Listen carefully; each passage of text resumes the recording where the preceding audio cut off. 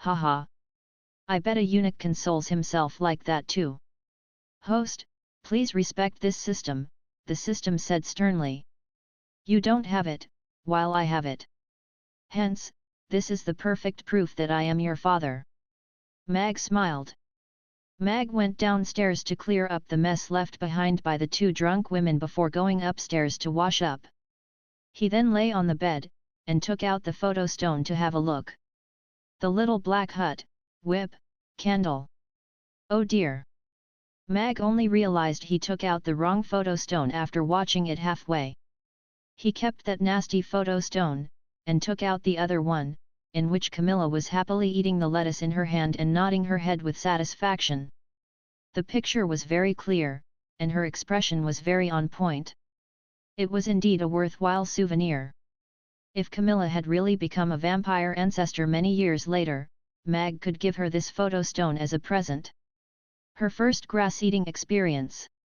After keeping the photo stone away, Mag closed his eyes to calm down for a moment before clicking on the durian pizza experience bag. Mag's attitude toward durians was accepting, but not really being a fan of it. The durian had a unique scent that was incredibly stinky and intolerable to many people. However, after one accepted the scent and tasted the durian itself, most people would be amazed by that astonishing texture and taste. This experience was rather similar to the stinky tofu. The combination of pizza and durian should be rather new, as he couldn't remember if he had ever criticized durian pizza before. Why did the system reward him with its recipe? Tons of information flooded his brain, and he obtained the skills of a top pizza chef within a short period of time. I wonder, will Amy like this? Mag murmured. It wasn't easy to obtain this recipe, so there was no way he would put it aside. It looked rather easy, so the rest of the time could be used to fortify his strength. Mag concentrated hard, and then pushed open the test field for the god of cookery. He felt nothing under his feet, and fell straight into a pile of durians. The spikes of the durians made Mag leap up high into the air. He then landed onto the spikes again with his naked feet. He was, in fact, dancing a waltz on the pile of durians. Holy f***ck. Mag couldn't help swearing as he tried his best to locate an empty space at the edge and stood on one leg. He roared, "System, are you trying to murder your father?" The most important step of making a durian pizza is to choose a durian of excellent quality. The quality of the durians dictates the quality of the durian pizza. Hence, in order to let the host understand how to choose a good durian, this system has prepared 10,000 durians of varying quality for the host to select. Only 50 of them are able to meet the standard of use. Could the host please pick up at least 10 excellent durians out of them? The system's voice sounded. Picking 10 out 10,000, with 50 correct answers. Mag stared at all the durians on the ground as 10,000 alpacas one ran across his heart. He was almost sure that the system was taking revenge for its private grudge. However, the system became completely silent after it finished speaking. Mag had already received the methods of choosing durians in the information that he had received previously, and it didn't seem to be very difficult. Choosing durians in simplified terms was to look first, smell second, and press lastly. Look, it was to see if the durian was round and supple in shape. Also, was the color bright and the size not too small? Smell, it was the scent of the durian from its naturally open gap. The ripe durians usually had a rich and enticing aroma. Press, it was to press two neighboring spikes on the durian shell together and see if one could easily press them close together. A ripe durian would have a soft shell. Was it easy? It sure looked very easy. But you wouldn't think that when you were facing 10,000 durians. Mag took a look around him. This was an enclosed space. Just like in his previous missions, he wouldn't be able to get out if he didn't complete the mission. All right, it's just selecting 10 durians. It's no big deal. Mag brought the durian at his feet to his face. Half of the durian was sunken in, so he tossed it to a corner straight away. Durian selecting was a tough job.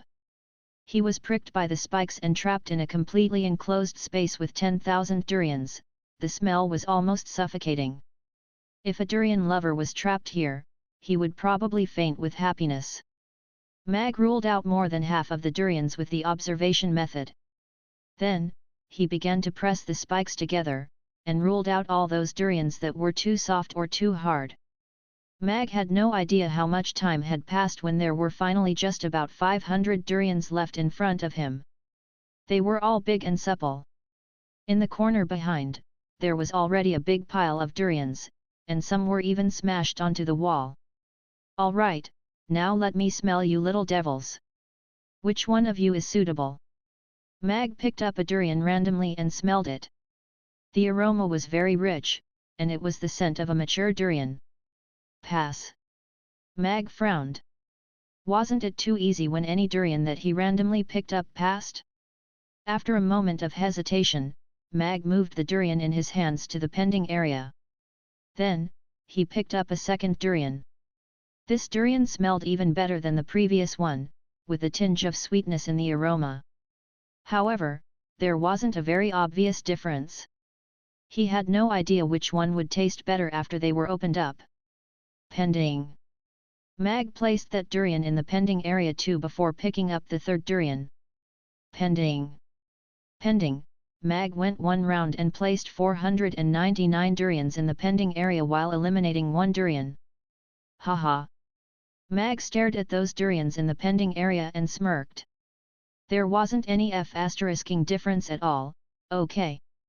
How was he going to differentiate between a stronger scent, lighter scent, grassy scent, in such a small space where there were 10,000 durians? The scent was overwhelming, and he was not canny.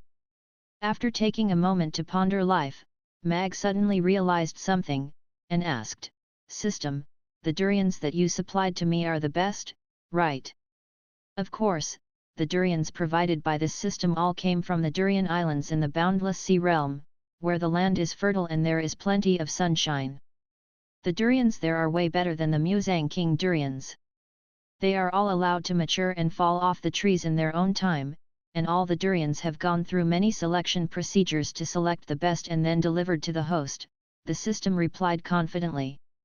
Then why the hell are you still asking me to choose here? Mag rolled his eyes as he considered tearing this system apart. One annotation text missing. Ha! You're still too inexperienced if you want to challenge your daddy. Mag curled his lips and walked toward the kneading table. All the ingredients were already prepared, and there was a giant golden durian at the side. He could smell a rich durian aroma as soon as he got close to it. Even though Mag had just come out of the durian space, he was still amazed by this aroma. Mag had eaten the Musang King durian before, and it was indeed way better than the normal golden pillow durians in terms of texture and taste. However, its aroma was still not comparable to this durian's. Mag washed his hands and changed into his chef's suit. He flexed his fingers, grabbed that durian, and cracked open a gap with minimum strength. The rich durian aroma tickled his nose immediately. The yellow flesh was supple and ripe. It made him want to bite into it right away. It's indeed very much perfect. Mag nodded as he suppressed his urge to eat the ingredient. Such unprofessional behavior couldn't manifest on such an exceptional chef like him. He removed the durian flesh with his knife and set it aside. The knife sliced across the flesh, and the seed that was about the size of a coin was removed. The flesh had almost taken up all the space. The most difficult part of making the pizza was kneading the dough. Making the dough that fulfilled all the requirements was a test on the chef's skills and techniques. Therefore, Mag decided to use the kneading machine. Pour in the flour, add in the water and dry yeast according to proportion, then press the start button. Mag had completely ignored the system's instruction of having him knead with his hands. As time advanced, machines became good assistants for humans, and had the advantages of high efficiency and stability. Even though this was a backup plan, it was obviously much favored by Mag. Mag had done a test before. The results of using the system's kneading machine and kneading with expert hands was 99% similar. Although he insisted on kneading with his hands for Yushao, he decided to use the kneading machine for the pizza. He decided to use a more westernized method for this dessert, which was leaning more toward a Western-style dessert. Baking a delicious durian pizza was also very demanding on the control of heat. However, since he would be using an oven, he only needed to control the time and heat, and he could make a good pizza accurately. Mag began to practice making the pizza according to the steps in his brain. He could already foresee that it would be a sleepless night of durians. Rodu. The royal palace. At the top of the tower, Andrei, who was in opulent clothes, was staring to the southwest with furrowed brows. Your Majesty, the Demon Islands are already in a mess with internal conflicts arising everywhere. I'm afraid they can no longer unite against external forces and continue their alliance with us. As for the Wind Forest, there are uprisings everywhere, and just handling their internal upheavals alone is enough to keep them busy. Do we need to look for reliable allies again? An old courtier said respectfully behind him. Those who are not our kin are sure to be of a different heart. The Roth Empire never had a reliable ally. All we ever had are fake friends who used one another. Andrei smiled sarcastically. However, I am really quite curious who are the ones that stir up the situation. Are they Alex and Irina? Or those discontented fellows in Chaos City? According to the investigations, Alex and Irina did appear on the Fear Islands that day. Furthermore, Alex even killed Bashir with a weird lightning magic. However, they should have been there to rescue the elves as the latter were brought back to Chaos City. There isn't any evidence proving that they were linked to the battle between the Abyss Demons and Flaming Demons, that courtier replied. Since they were at the Demon Islands, given Irina's character, how could they not get involved? No evidence is the most suspicious evidence. Andrei smirked. That courtier was stunned. After some thoughtful consideration, he replied, then, shall we inform the Abyss Demons and Flaming Demons? If they stop their war, there is still a possibility that the pro-war faction could be reorganized. Andrei turned around, and sarcastically asked that courtier, as there is no evidence, how do you plan to tell them? Moreover, the two tribes are already deeply entrenched in their war. It's already meaningless for them to know who started the war. They only need to know that their chief died in the hands of the other party, and that is enough to keep them fighting for years. That courtier lowered his head in fear. The Roth Empire doesn't need any allies. As long as the giant dragons do not leave Dragon Island, this world will be mine sooner or later, Andrei said coldly. The Elven Embassy in Chaos City. This is the letter that the chief asked me to pass to you. Our clan is already standing at the crossroads of destruction. We hope you will make an appropriate choice. Ingw gave a letter to Blower, and then turned to leave. Blower stared at the familiar handwriting on the envelope as he stood at the threshold for a while. Then, he went in and closed the door. There was a lit oil lamp on the desk in the room. There were two beds, one big and one small, in the bedroom. Anna was already asleep on the small bed. Blower walked to the desk quietly, and tapped on the envelope lightly. A light golden beam flashed, and the golden light shield on the exterior of the envelope disappeared. He opened the envelope, and took out the light yellow paper from inside. Blower, I haven't heard from you for a long time. 15 minutes later, Blower put down the letter in his hands, and frowned a little as he sunk deep in thought. A gust of cold wind suddenly blew open the window and came right in. Blower waved his hand, and the windows were shut up again. He also crushed up the letter, and then reduced it to shreds which fell onto the desk. A letter from home and a commission. The fate of his clan had landed on his shoulders. Blower laughed at himself a little. When did he start to have such capabilities? He was that useless son his father was ashamed of. The Elves' territory. The Brewster family's domain. In a castle, Elliot was talking to Sally, who was wearing opulent clothes and standing in front of the windows, in a low voice. Sally, you should take High Priestess Helena's advice and cancel your betrothal with Blower. The Elven Queen doesn't need a husband. It would dilute your power. Sally turned around, and replied, Really? I remember this betrothal was made on my behalf by you, father. You said Blower was quite a good choice, and I would be happy if I married him. Elliot choked, and said with an unnatural expression, That's because the family was in a difficult situation then, and we had no choice but to betroth you to Blower. He is just a weak and useless fellow. He's simply not good enough for you. We will go to the Baybillies tomorrow to annul this betrothal. We have to distance ourselves from them before you are officially conferred with the title of princess. The High Priestess will help us eliminate them if they dare to resist. Anyway, they are already on the list for elimination. No, I will never annul this betrothal. I think that Blower is a brave elf, and I am willing to marry him, Sally said to Elliot calmly. Anger flashed across Elliot's face, and he spoke in a harsher tone, Sally, for the family's benefits, you have to annul the betrothal with Blower. The two of you belong to two different worlds. You don't get to decide my affairs. Sally's voice turned cold too. You. Elliot raised his hand. Sally simply looked at him coldly, and said, I will be the elf princess in 3 days. Remember your identity, father. I will never annul this betrothal. Elliot's raised hand trembled in the air before he finally lowered it. Sally walked by him and disappeared at the threshold. Chapter 1403 Jerk. Then, last night's memories began to flood Camillia's mind like a tide. She, who couldn't sleep, came to the restaurant to drink with Mag. Irina was present, so she ended up drinking with Irina. Drinking, Camilla patted her drowsy head lightly. The hangover was indeed uncomfortable. She usually only had a small glass of red wine as a nightcap, but she seemed to have drunk many mugs of beer yesterday. Wait a sec. Did I do anything weird when I was drunk? Camilla began to widen her eyes slowly. She seemed to have eaten grass.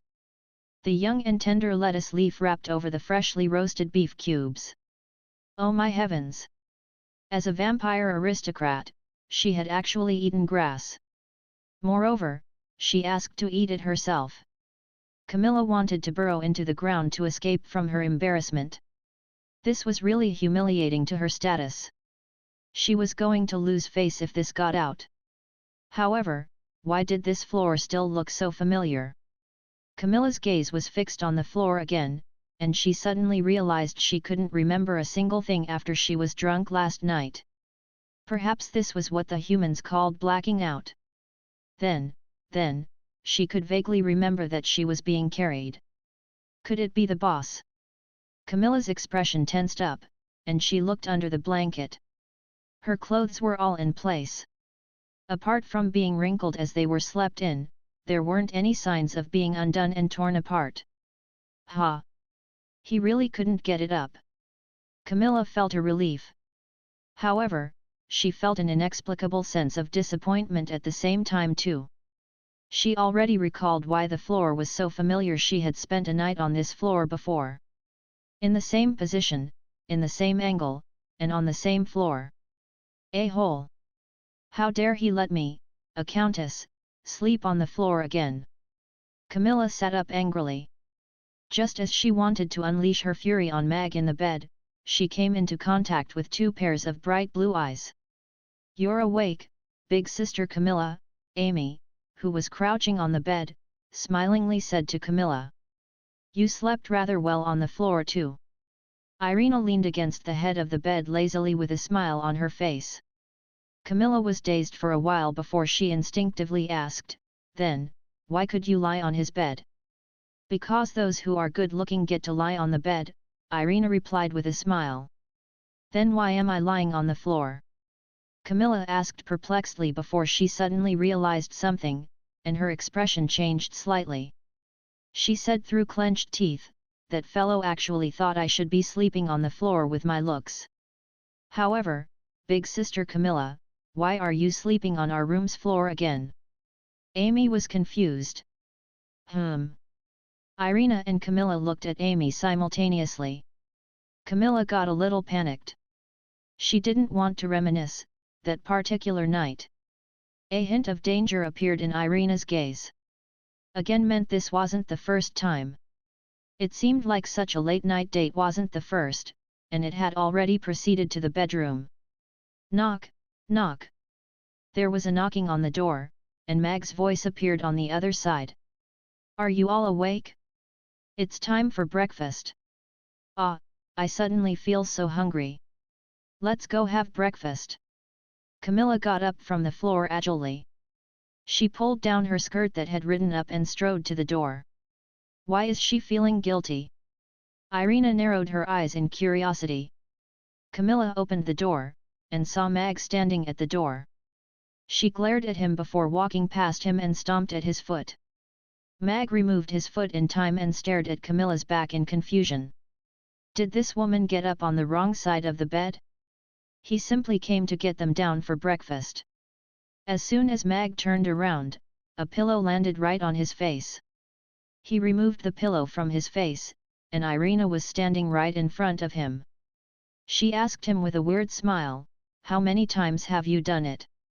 Amy popped her head out, and solemnly said, "Leniency to those who confess, severity to those who resist." Darn it! Mag panicked. He didn't expect trouble would come looking for him so soon. He thought he'd made an excellent arrangement, but never expected it would backfire. The previous incident of Camilla staying over must have gotten out of the bag. Twice. She was drunk previously, and I let her sleep on the floor too, Mag confessed. Anyway, he didn't do anything wrong, so his conscience was clear. Irina stared into Mag's eyes for a while before keeping away the folding chair in her hands. After stretching, she asked, "What are we having for breakfast?" Mag's eyes roved over Irina's curves under her pajamas, and he heaved a breath of relief. Leniency was indeed given to him who confessed. Smiling, he said, "As long as I know how to make it, I will make whatever you like to eat for you." Irina curled her lips. After thinking for a while, she said, "1 helping of sweet tofu pudding, 1 helping of Yangzhou fried rice, 1 bowl of soybean milk with 1 piece of yueshao. I would like to have whatever she is having." Amy raised her hand. "All right. You two go and wash up first." Mag nodded before going downstairs. Mag walked to the kitchen's entrance, and he saw Camilla holding a glass of water as she pondered life with her hair down. "Are you still all right?" Mag asked. Listening to her experience of being forced to marry twice made him a little sympathetic to this countess who had a tough exterior. Camilla suddenly looked up at Mag when she heard him, and nervously asked, "What should we do now? Irina knows that we have slept together." Mag, "No way. When did we ever sleep together? You have to take responsibility for your words, miss. You cannot smear my clean reputation like this." Mag's eyes twitched. Why was she scaring him like this so early in the morning? Camilla also realized there was a problem with her phrasing. She quickly waved her hands. "No. I meant she knew that we have slept in the same room before. I am a chaste vampire, all right. And I am a chaste man." Mag rolled his eyes as he was astonished at this girl's train of thoughts. He reached out to press down on her quivering shoulders and gazed into her eyes. "Remember, nothing happened between us. You only spent a night on the floor. Hence, if you keep quiet and she keeps quiet, nobody will ever know about it." Camilla looked at Mag while she calmed gradually. Then, she angrily said, "Jerk." "Hey!" Mag looked at Camilla with a confused look. Why was he a jerk when it was the floor that spent the night with her? "What do you mean by I slept with Alex's woman?" "I didn't, okay." Mag rolled his eyes. Moreover, how was Alex going to hack him? By cutting away his own wiener? Looking at Camilla's sneaky expression, Mag could already guess what she was thinking about. "Helpless," he said, "Princess Irina has been staying in the restaurant for days. Because she doesn't have an appropriate place to stay in Chaos City at the moment, she is staying in the restaurant temporarily. Taking her identity and status into consideration, she is occupying the master bedroom, while I slept in the small bedroom next to it." Camilla was a little dazed. Why didn't she know about that? You guys are awake, boss? Gina yawned and came down the stairs right at that moment. Seeing Camilla at the kitchen's entrance, she said with surprise, "You came so early, big sister Camilla. Is Princess Irina staying in the restaurant, Gina?" Mag asked. "Oh, yes. Aren't Princess Irina and Amy staying in your room?" Gina nodded before continuing, "Boss, if you're feeling lonely, you can move to my room." Camilla, who was a little embarrassed initially, glared at Mag again. Jerk. Mag, what could he do? The mermaid princess from Lantist was just that friendly and hospitable. Irina brought Amy downstairs, and Mia and the rest had arrived too. After sending the piping hot congee with pork and century egg to the cleaners and eating their own breakfast, Mag was about to send Amy to school. "Boss, I would like to apply for a long leave of absence." Shirley caught up with Mag at the door. Mag looked at Shirley in surprise. The Night Elves and Irina were both in Chaos City, so why did he need to apply for a leave? "I need to go home to settle some matters." Shirley looked at Anna, who was standing nearby, with an apologetic look before saying to Mag, "I will bother you to take care of Anna." Mag didn't pursue it, since he saw that Shirley didn't want to say too much about it. He nodded after a brief consideration. "Sure. I will take care of Anna. You take care of your safety too." "Sure." Shirley nodded before walking over to Anna. She crouched down and hugged her gently as she whispered into her ear. Then, she went over to talk to Irina privately before saying her goodbyes to everyone, and left right away. "I will be waiting for you to return." "Please, you've got to come back," Anna said with reddened eyes as she rushed to the door and stared at Shirley, who was already on her horse's back. "Don't worry, I will return. I promise." Shirley turned around to smile at Anna, and that was a breathtakingly beautiful smile. Then, she rode away. "Miss Shirley, are you leaving again?" Constantine, who dashed out from the lines, shouted at Shirley's back. However, the one he loved was already gone. "That's a sad story." Mag gave Constantine a piteous look, and then rode off to send Amy to school. The Wind Forest was going through a reform right now. Mag had already found out Shirley's, or one should say Blower's, identity from the Grey Temple's information. Being the young master of the Baybilly family and having a betrothal with Sally, he must have his reasons for choosing such a tumultuous time to return to the Wind Forest. Blower chose to return, and Mag would respect his choice. However, since Blower had decided to be a member of the Night Elves, they would definitely meet again in the near future. Or, he should say that they would be fighting on the same side. On their way to Amy's school, the little one hugged his waist, and curiously asked, "Father, do you like Mother or Big Sister Camilla? Or Big Sister Gloria? Whom would you choose if you got to choose from one of them?" "Only children choose." Mag chuckled with contempt. "And for me, besides your mom, whom else do I dare to choose?" "If you choose others, you might get beaten to death," Amy said after some thought. Mag sighed, and gravely said, "It's good that you know this. Don't ever use the word again in the future." "Okay." Amy answered before continuing, but Big Sister Camilla was really sleeping on the floor again.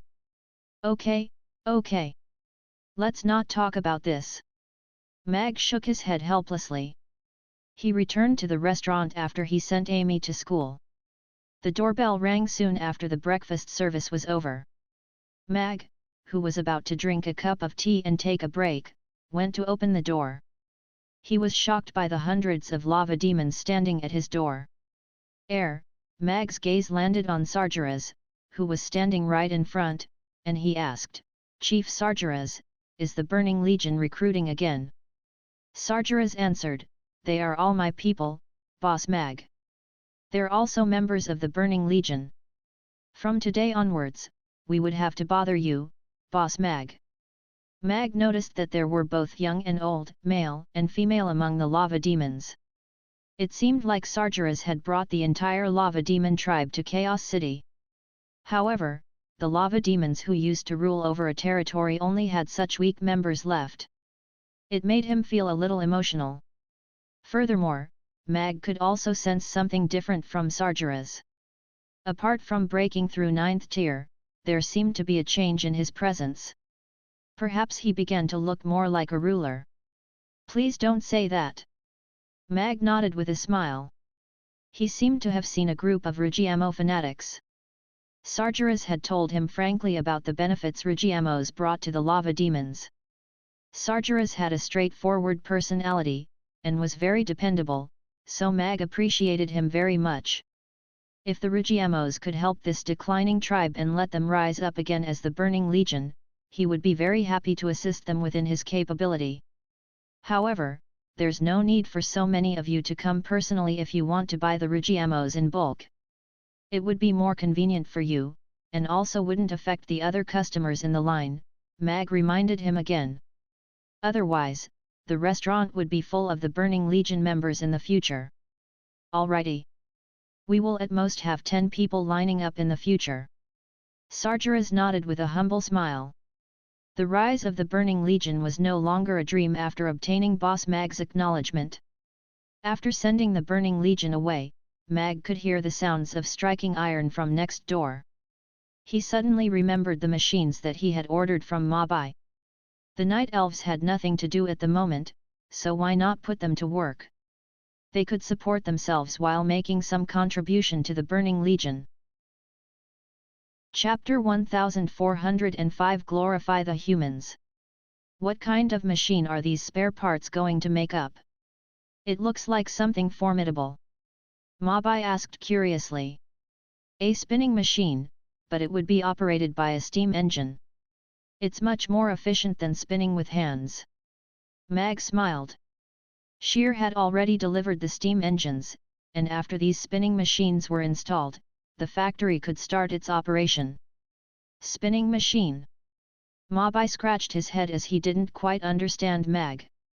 The two of them discussed the delivery of the spare parts, and after confirming that the spare parts would be delivered in the next 2 days, Mag returned to the restaurant. Irina went to the factory to train the Night Elves, while Gina followed Mia and the rest to the ice cream shop. Hence, Mag was alone in the restaurant. Mag made himself a cup of green tea, brought it upstairs, and placed it on the study desk. He opened the box that Roland had given him, and continued to read through the information. The threat of the Demon Islands was temporarily removed, and Mag's expectation was basically achieved. At least they wouldn't be able to unite and make trouble before the next peace negotiation. However, the demons were not the only pro-war race. The most powerful Roth Empire was still getting ready to strike, and the Orcs were expanding and reorganizing rapidly. They were prepared to stir up trouble during the peace negotiation. The forest trolls could no longer stand rotting away in the dark forest, and planned on expanding their territory. Mag knew the Roth Empire best out of all of them. Although the situation of Josh and Sean fighting to be the heir was getting tenser by the day, as long as Andre was alive, the Roth Empire would remain unified. Killing Andre was a good idea to split up the Roth Empire, but Andre was perhaps the most difficult person to kill in this world. The Magus Tower was situated close to the palace, and nobody knew how many 10th-tier powerhouses were incognito around him. In the past 100 years, the speed of the Roth Empire's advancement had exceeded everyone's expectations. Whether it was the number of 10th-tier knights or the number of 10th-tier magic casters, it had reached a very terrifying number. Even though the humans didn't have very powerful physical gifts, their exceptional abilities to learn, their continuous efforts to optimize training methods, and the large-scale cultivation mechanism for producing powerhouses allowed the number of powerhouses in the Roth Empire to grow rapidly in the past 100 years. If one wanted to advance to the 10th tier, apart from cultivating correctly, natural talent was very crucial. Hence, there was a maximum limit to the number, after all. However, the Roth Empire's mid-range and high-end combat power that was overlooked by the other species was, in actuality, the existence that all the other species should be afraid of. Alex had once been a senior commander in the Roth Empire's army, so Mag knew the exact numbers of 6th tier to 9th tier knights and magic casters from his memory. This huge number of mid-range and high-end combat power was sufficient for the Roth Empire to annihilate any of the species. As for why the Orcs seemed to be well matched in strength at the borders with the Roth Empire, the Orcs didn't know that all the military zones in the Roth Empire would secretly rotate every single year for the past few decades. The never-ending border conflict with the Orcs was simply an actual combat training ground for the Roth Empire. Andrei's diplomatic policies had always been extremely restrained ever since he ascended to the throne. His focus was on development. Even the giant dragons had never expected that the once weak humans already had the power to challenge their position as overlords of the sky when Krasu used a fireball to strike a dragon off the sky and Alex chopped off a dragon's head with his long sword. As a human, Mag felt extremely proud and honored for that. The history of the humans' survival was a heart-wrenching story. Just like every weak species, some disappeared in the long river of history, while others became vassals to others. The humans had paid an extremely heavy price to survive in the racial war and flourish. They would be truly respected only when they were powerful enough, and only then could they survive in this harsh world. Till now, Andrei had displayed all the attributes and capabilities that a proper king should have. Even if there were some maneuvers that were stained with blood and conspiracies, the Roth Empire already had the power to withstand any war. But what made Mag unsettled was that after obtaining such a powerful strength, this aging king was no longer satisfied with his own territory. He was prepared to set out on the journey to conquer the world. The victims then had turned into the perpetrators. Such behavior made them no different from those species who mutilated the humans in the past. 100 years had already passed. To the ordinary humans, it was cruel to start a war in which they were destined to lose for just the king's ambitions and old grudges.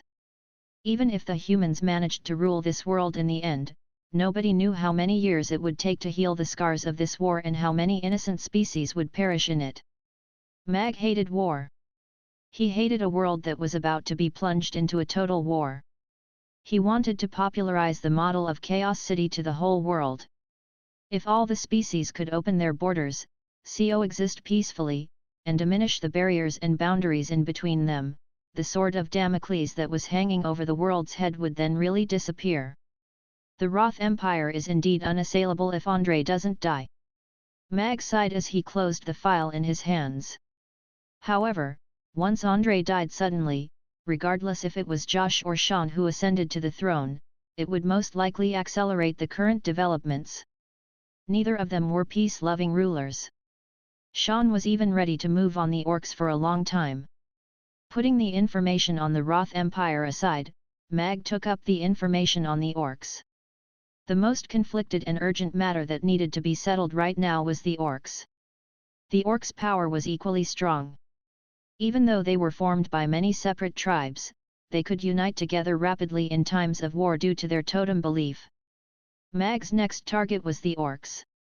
Once the Og tribe gained control over the Fok tribe, the Orcs would become a race that was completely controlled by a pro-war tribe, and they would pose an imminent danger to the dwarves. The Fok tribe's internal integration had entered the final stage. The people who were loyal to the former chief were mostly imprisoned in the dungeons or killed. 10 days later, they were going to publicly execute the chief's son, and then officially coronate Gary as the new chief of the tribe. 10 days, Mag murmured. That assassin who was still looking very hard for her directions most likely had no idea about that. Connie urgently spoke, "Do you all know that the restaurant is missing? I walked along the square, and I couldn't find the restaurant even after walking around many times. I only saw a shop that sells pots. Did our restaurant disappear?" Disappear? All of them were shocked to hear that. How could a restaurant disappear? Moreover, next to the restaurant was a blacksmith shop, and not a shop that sells pot. "Connie, did you turn right after you got out of the door?" Babla asked after some thought. "Wasn't I supposed to turn left?" Connie nodded with conviction. All of them began to look at Connie with an increasingly complicated expression. I'm sorry, Connie. I shouldn't have given you that mission. It's too difficult for you, Yabimiya said apologetically. It's hard to imagine how difficult it is when you go out for delivery, Babla said with a sad look. Therefore, it is indeed her limit to deliver one meal a day. Rena chuckled and everyone else smiled too. Did I get the directions wrong again? Connie tapped her fingers together with a blush. How about we have durian pizza for lunch today? Mag murmured to himself as he went down the stairs after he came out of his study. He still hadn't tasted the durian pizza that he learned last night. However, he wondered if Amy and the rest could accept the taste of it. As for the official release, Mag had decided to delay it for another 1 or 2 days. He needed to consider how to release such a dish with an acquired taste. Should he set up a designated area like the stinky tofu, or simply release it in an open area? It was a problem that he needed to consider. Ferris and Camilla arrived just as Mag went downstairs. Because they were responsible for preparing the ingredients, the two of them always arrived earlier than the rest. Boss! Ferris greeted Mag with a smile. But Camilla only glared at Mag before walking past him to get into the kitchen. Mag cocked an eyebrow. He had no idea how he angered this madam. She came asking for a drink, and it was Irina who got her drunk and made her eat grass. He even carried her upstairs, and let her spend a night on the floor. She was not going to find another man who was as kind as him anywhere else, right? Boss, did you anger big sister Camilla? Ferris asked softly as she threw a glance at Camilla who was chopping the ingredients while she tied her apron. Maybe she's a little heated up. She should eat more vegetables to help her cool down. Mag smiled. He said it just loud enough for Camilla to hear. This fellow must have seen me eat grass last night. A blush rose up on Camilla's face. A cucumber was cut into shreds instantly. Mag looked at that cucumber that ended up in a pathetic state and immediately shut his mouth. He slowly walked past Camilla with his back facing her. The durians were already delivered into the corner partition of the fridge. The durians were indeed of excellent quality as they were golden, round, and supple. A rich aroma of the durian was released as soon as Mag opened the fridge's door.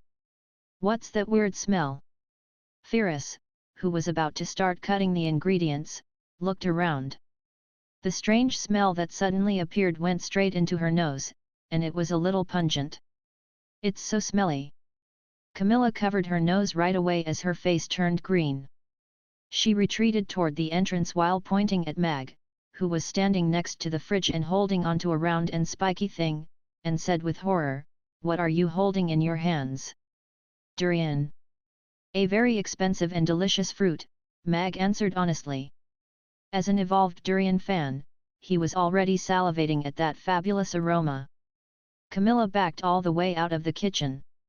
She only removed her hand from her nose and took a deep breath after the scent was segregated. She stared at that weird-looking durian in Mag's hands with lingering fear. As a noble vampire with mysophobia, she absolutely couldn't tolerate any stench. For example, the stinky tofu. She always felt like vomiting whenever she smelled that stench. Therefore, she would always leave the kitchen in advance whenever Mag was about to make the stinky tofu. And the stench of this durian was almost as bad as the stinky tofu's. Just a sniff of it was enough to suffocate her. Although Ferris' reaction wasn't as exaggerated as Camilla's, from the way she tried to suppress her expression and her slowly scrunched-up face, she, too, couldn't accept the durian's smell. She had accepted the scent of the stinky tofu after a period of time, and her resistance toward that stench had completely disappeared after tasting it. However, would this fruit that was equally bad-smelling be as tasty as Mag described? She couldn't help having doubts about it. Mag had already anticipated their reactions. He could imagine how the customers would react after they smelled it. It was indeed better to be cautious about this new product. There would be extremes in their likes and dislikes. This is an important ingredient for a new dish. It's called durian. We will be having this for lunch. Mag smiled. Eat this. Camilla glared as she realized that the situation was a little off. Just the stench alone was enough to put her off. Let alone asking her to eat this, he might as well kill her. Mag threw a look at Camilla before putting the durian on the stove at the side. He pressed on the shell, and it was split open. 2 full sides of the durian flesh were revealed. The durian smell got richer and richer. The supple durian flesh had just ripened. How should we eat this? Firis asked curiously as she came up, already a little used to the smell. She was rather interested in the new product that Mag was talking about because he always had astonishing ideas but presented amazing delicacies. Mag took a spoon, dug out a big piece of the durian flesh, and passed it to Firis. Smiling, he said, "You can eat it right away." "Eat it right away?" Firis received the spoon with doubt as she hesitated about eating it. "It's sticky, yellow, and soft. Such a horrible shape and outlook, and that weird smell. Can this really be eaten?" Camilla stood at the entrance and stared at that scoop of durian flesh in Firis' hand. She thought with conviction, "I would rather die than eat that durian or anything that contains it." Firis hesitated for a moment after hearing Mag's words. She looked up straight into that pair of gentle eyes, and everything seemed to melt in them. A blush appeared on her face, and then she fed the spoonful of durian that she was holding into her mouth. Firis actually ate it. Camilla, who was standing at the kitchen's entrance, stared at Firis in shock with wide eyes. She couldn't even stand the smell, and Firis actually put that weird durian's flesh into her mouth. Ugh! Firis was shocked too. She only wanted to take a small lick to taste it to give Mag some face. However, due to her nervousness, she fed herself the whole spoonful of durian. However, the anticipated weird taste didn't explode in her mouth, and a sweet taste blossomed gradually. She pressed her lips together gently, and the durian flesh simply melted away. The smooth texture was comparable to the tofu pudding. And there was a rich sweetness that followed after, which filled up each and every taste bud. That kind of sweetness was different from the sugar syrups. It seemed to have constructed a scrumptious seal with the taste, which was then suddenly slapped onto her. She could accept the scent of the durian suddenly. It was no longer a weird scent, but an extremely exquisite aroma. The aroma was so rich that it was pungent, but after you tasted it, the aroma that was within and out of your body seemed to have reached a certain kind of balance, and applied some kind of filter on you, which allowed you to suddenly feel that sweet aroma. She swallowed the durian's flesh, but the aroma still lingered on the tip of the tongue. Firis closed her eyes, and her tongue flicked across her lips instinctively with a satisfied smile on her face. Irina walked into the kitchen and then backed out, covering her nose. She looked at Firis, who was still reminiscing about the taste, with a dreary look. "Did you eat poop, bean sprout?" "Hey!" Firis opened her eyes and looked at Irina, who was standing at the entrance with a disbelief look. She then looked at the spoon in her hand, and swiftly wiped away the tiny bit of the yellow durian at the corner of her lips. She shook her head. "No, oh no! Princess, you're mistaken," Irina sighed, and piteously said to Firis, "Even though the night elves are having a tough time now, you don't have to force this on yourself." "How am I going to face you after you did that, princess? I really didn't eat, all right. I will pretend I didn't see anything today. Remember to brush your teeth. You still have to cut the ingredients for the customers." Irina waved her hand and then glared at Mag. "Why didn't you stop her?" Mag had an innocent expression. "What was that?" Irina didn't give them a chance to explain themselves. She walked toward the stairs as she said, "I'm tired, so I will be taking a nap. You three enjoy your food. Wake me up for lunch later." Then, the three of them were left staring at one another, at a loss for words. Ahem! She didn't understand what was going on, so let's take it as nothing has happened. Mag cleared his throat to alleviate the awkwardness before asking Firis, "So how's that, Firis? What do you think about the taste of the durian?" Camilla was also staring at Firis curiously. The feeling of eating something with such a gooey texture had to be horrible. I've never eaten a fruit like this. It's so shockingly scrumptious. The extremely rich aroma, smooth texture, and sweet taste are all unbelievable. I could say it was the most delicious fruit I had ever eaten. Even all the fruits in Wind Forest aren't comparable to it, Firis replied honestly. Now, her throat already couldn't help moving, and her body craved another bite as she smelled the aroma. How could that be? Camilla, who was expecting Firis to describe some horrible experience, stared at Firis in disbelief. Firis turned around and smiled at Camilla. Big sister Camilla, do you want to try? This durian is really very delicious. It's just like stinky tofu. You can only appreciate its scrumptiousness after you taste it for yourself. I reject. Camilla crossed her arms. Stinky tofu was also a food that she couldn't accept. No matter how many people said how delicious it was a food that she wouldn't want to try. As for this so-called durian, it was a food that was on the same level with the stinky tofu to her. Don't even think of asking her to try it. Mag didn't want to force Camilla, since she really didn't like the durian. He placed the durian on the workbench before turning on the kitchen's regional scent segregation system, and purified the air in the kitchen at the same time. Then, he said to Camilla, "You may come in now.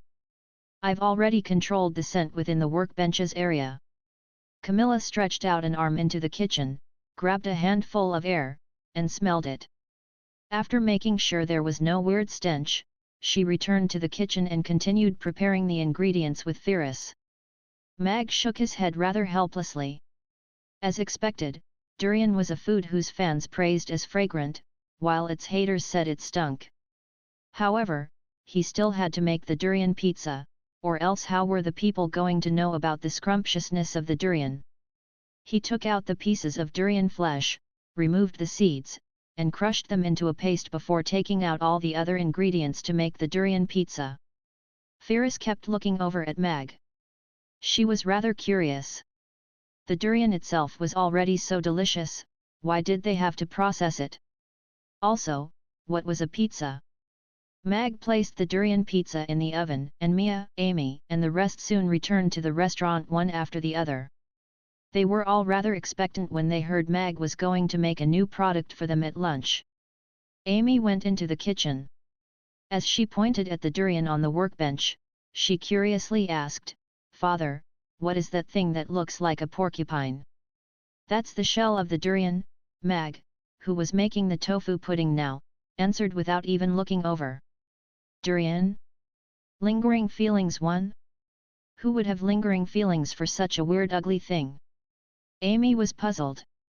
"Whoever had eaten it before would definitely have lingering feelings for it," Firis said softly as her throat moved. One annotation text missing. Chapter 1408 A real tip-top durian pizza. It's indeed an unforgettable smell. Camilla diced the last green beans into rice grain-sized pieces before removing the short and narrow blades on her fingers, and said to Mag, "My work is done. I'm leaving now." "Why don't you leave after lunch?" Mag asked. "No, I don't think I will like the taste," Camilla answered very decisively, and began to remove her apron. "Hey!" Everyone began to look at Camilla with a perplexed look. Firis was heaping praises on the new product, but Camilla didn't seem to like it. She was even unwilling to stay for lunch. An incident like this had never happened before. Such a huge contrast was befuddling. Ding! Right then, the reminder chime of the oven sounded, and Mag opened the oven's door. A strong aroma rushed out together with the heat, and went toward the restaurant's entrance. "Wow! It smells great!" Amy's eyes lit up, and she stared at the oven in surprise. "What a weird smell! I can't describe it, but it's just so weird." Babla covered her nose and frowned. All of them had different expressions. Although they weren't too exaggerated, they were all staring at the oven with a mildly shocked face. What was this smell? Meanwhile, Camilla instantly disappeared from the kitchen. Only the apron was falling to the floor gradually. She was already standing at the restaurant's door and prepared to leave. "Wait a minute," Mag called out and walked toward Camilla. Camilla halted her steps as she turned to look at Mag with furrowed eyebrows. She held her breath at the same time. Mag came to Camilla, and smilingly said, "Leave after you have lunch." "Ha! I will never touch that weird stuff." Camilla had a "I would rather die than submit" expression. Mag got close to Camilla, and whispered next to her ear, "Last night, as I was recording my handsomeness with the photo stone, I accidentally recorded some weird images too. The taste of beef cubes wrapped in lettuce should be rather good, right?" Camilla's eyes immediately widened, and she stared at Mag, who was smiling. But in her eyes, there was a hint of treachery in his smile. "Leave after you have your lunch." "I have included your portion for lunch," Mag asked again with a smile. "Despicable. Shameless. Jerk." Camilla whispered and stomped her foot angrily as she clenched her teeth. She walked back to the kitchen reluctantly. She hadn't expected Mag to take advantage of her moment of weakness. He even took pictures of her eating grass with the photo stone. If that got out, her reputation would be destroyed. Why is she so stuck on the jerk part? Mag cocked an eyebrow. It was fine she skipped the durian, but she got to try the durian pizza. Everyone could sense that weird smell.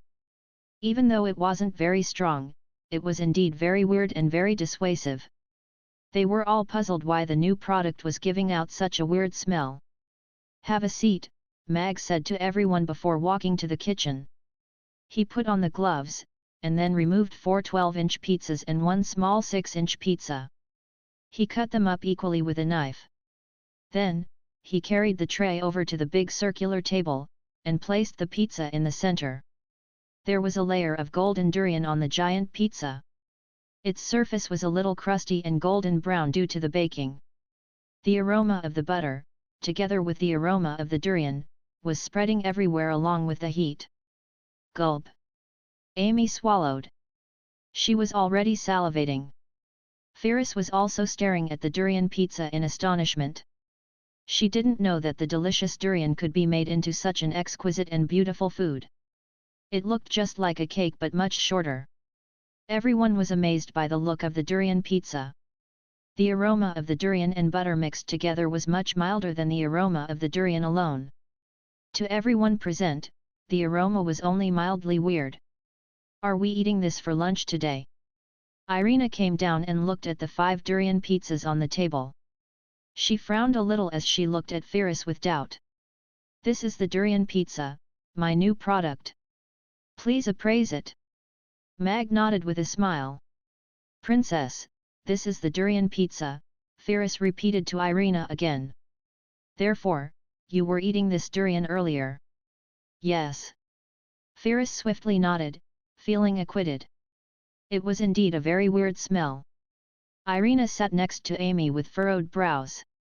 Amy tilted her head and asked Mag with glowing eyes, "Adults eat the big pizzas, while the child eats the small pizza, right?"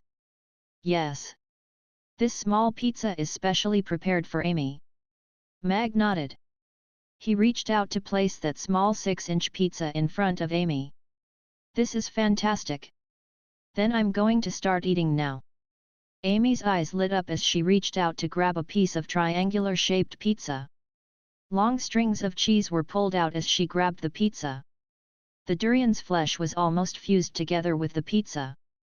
Amy lifted that piece of pizza up high as she used her mouth to catch those long strings of cheese. She was eating the stringy cheese like a lamb before taking a big bite of the pizza. Mmm. Amy let out a soft sigh, and then continued to chew on the pizza happily. She had a blissful smile on her face as if she was eating sweets. She immediately took another bite after she swallowed. The long strings of cheese were pulled out again, and it was tempting to sever them. Amy's eyes lit up. She quickly swallowed the pizza, and continued to nibble on the cheese as if she was playing an interesting game. Everyone's throats couldn't help but move when they watched Amy eating the pizza happily. As expected, Amy was Mag's best partner. No matter what food it was, as long as she tried it, it would feel very scrumptious. Help yourselves. Mag put on the disposable gloves and picked up a piece of pizza. The long strings of cheese looked very enjoyable, and the shape and color had both reached the stage of perfection. This was a real tip-top durian pizza. Mag opened his mouth and took a big bite of the pizza. The aroma of the durian and the butter filled up his mouth instantaneously. The slightly toasted crust collided with the smooth and soft durian fillings in between the teeth. They seemed like a perfect match in that instant, and brought upon an extremely decadent feast to the brain and the taste buds. Mag felt as if he had fallen into a durian's encirclement. That was a swamp which had a boundless attractive force that made one want to remain submerged in it. Mag continued eating one mouthful after another. He didn't want to waste any time giving comments, because even pausing was disrespectful to this dish. Looking at the father and daughter duo enjoying the pizza, Firis, who was still thinking of the durian, took the lead and picked up a piece of durian pizza. She was still very curious about how the durian would taste after it was made into a pizza. Firis' eyes widened as soon as she took a bite. The durian's exquisite texture didn't disappear because it was heated, and it felt as if it was catalyzed by the heat instead. The texture was sweet and mild yet very impactful. The mouth was completely submerged in the durian's aroma. Meanwhile, the pizza crust that was underneath the durian served as a perfect foil with the crunchy texture and the rich butter aroma. This mouthful of durian brought upon a very robust texture. Although it looks very weird, it seems quite alright. Irina also reached out to grab a piece of pizza. She took a bite with furrowed brows before slowly unraveling them. Then, she showed an astonished and mesmerized expression. Compared to the smell, this so-called durian pizza's texture and taste were extremely unique and scrumptious. I didn't expect that it would be so tasty.